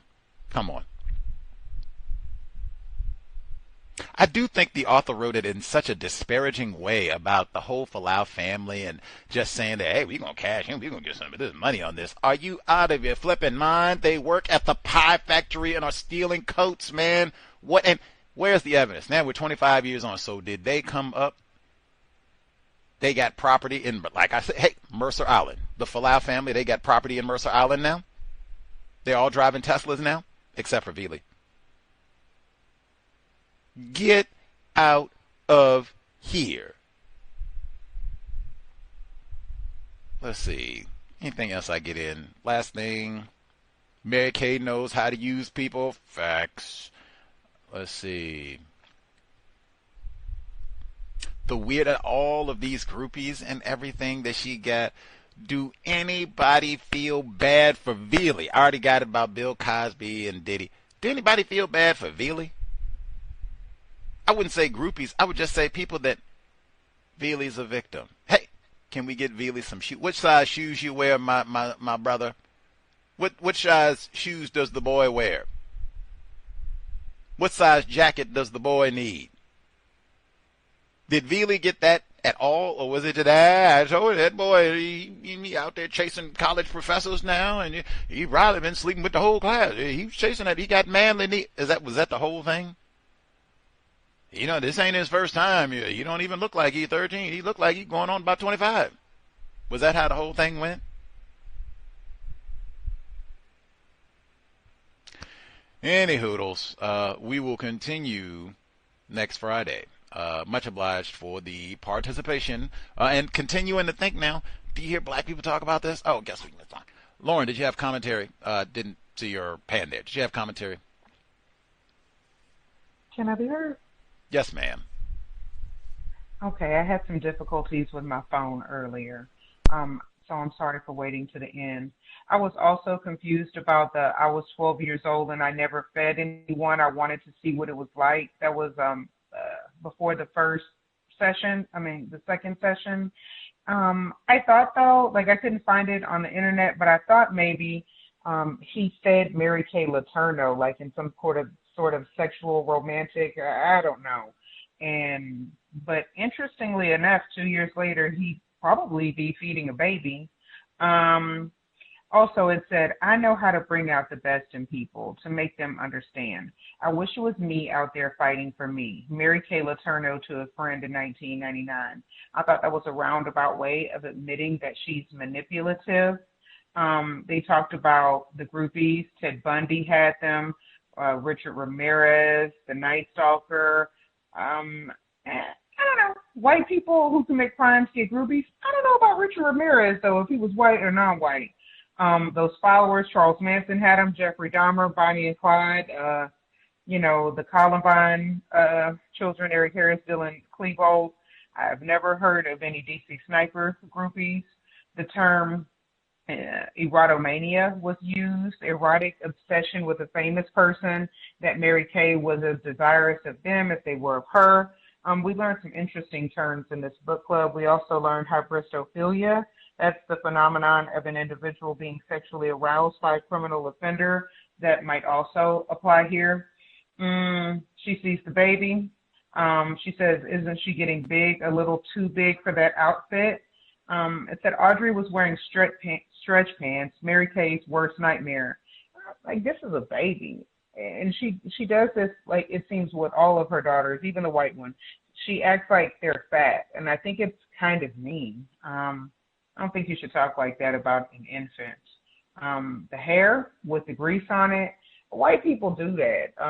Somebody in my family produced offspring with a white woman. I was watching these children. One time, white woman comes to pick up the children, and she looks at their hair and says, you comb their hair like they're black girls. I was like, they are black girls. And, well, anyway, white people, they do something weird when they produce offspring with non-white people. Kind of make the kids think that they're not black or whatever. Y'all have already talked about the Mandela comment, but it made me think of white people after COVID. Like, if white people have to do anything that they don't want to do to them, that's like being a nigger. That Tony guy, the one who was filing the briefs, the 8 amicus curiae legal briefs he electronically filed, he said some kind of weird things about him. I wasn't sure if he was a lawyer. I kind of wondered if he was one of those people who thinks he's sovereign, whatever that means. And at the end there, well, it was close to the end. It said, what was wrong with her? Mary Kay Letourneau's problem wasn't her relationship with Vili Fualaau, but the one with her lawyer, David Gerke. At least her friends thought so. Few close to Mary Kay had any doubts that David had sympathy for his client and that his tears during interviews were real. It only made their concerns more difficult to reconcile. If David cared so much, why was Mary being labeled a sex offender? Maybe because she was a sex offender. She had sex with a 12-year-old multiple times. And also the Fish twins. The Fish twins, they were 19 years old when Mary Kay was arrested that first time. So, you know, they weren't super young. They were old enough to drive over to the house in the rain after she got arrested and it was on the news. That's all I have for now. Thank you for allowing me to speak. Sorry for the difficulties. Much obliged. Much obliged. The Fish twins getting older as all of this has moved along. Important. Or I guess at that point they would be adults. They're not children anymore as all of this has kind of moved on. And it does seem like they've matured enough that they're starting to figure out some things about the Mary Kay being manipulative and all the rest of it. Any hoodles. Yeah, that is something to ponder. The conduct of white people who produce offspring with non-white children, because there's been lots of that throughout the hair and all of that. Got the hair again. She's got all that grease on her hair. Oh, my God. What is she wearing? Oh. White people cannot be ignorant about racism. Any hoodles. More to come next Friday. We'll be here tomorrow. Compensatory call-in, 8 p.m. Eastern, 5 p.m. Pacific. Wow, a lot has transpired over the past. Lots of it. White genetic annihilation. We'll check in tomorrow. Sobriety would be best is still the 100 most dangerous days on the road. Alcohol is a major part of that here in the U.S. Sobriety would be best. Creator, remind us to stop saying not all white people are racist. Stop name calling people classified as black. Stop producing throwaway offspring to be raped by Mary Kay Letourneau. Stop gossiping. Replace. Remind us to maximize our time and energy to replace white supremacy with justice. It has been time. Replace white supremacy with justice immediately. Cow signing out. Thanks all for tuning in. Nigga, you so brainwashed. I'm a victim, brother. Problem. You're a victim. Yeah. I'm a victim of 400 years of conditioning. Shut up. The man has programmed my conditioning. Even my conditioning has been conditioned.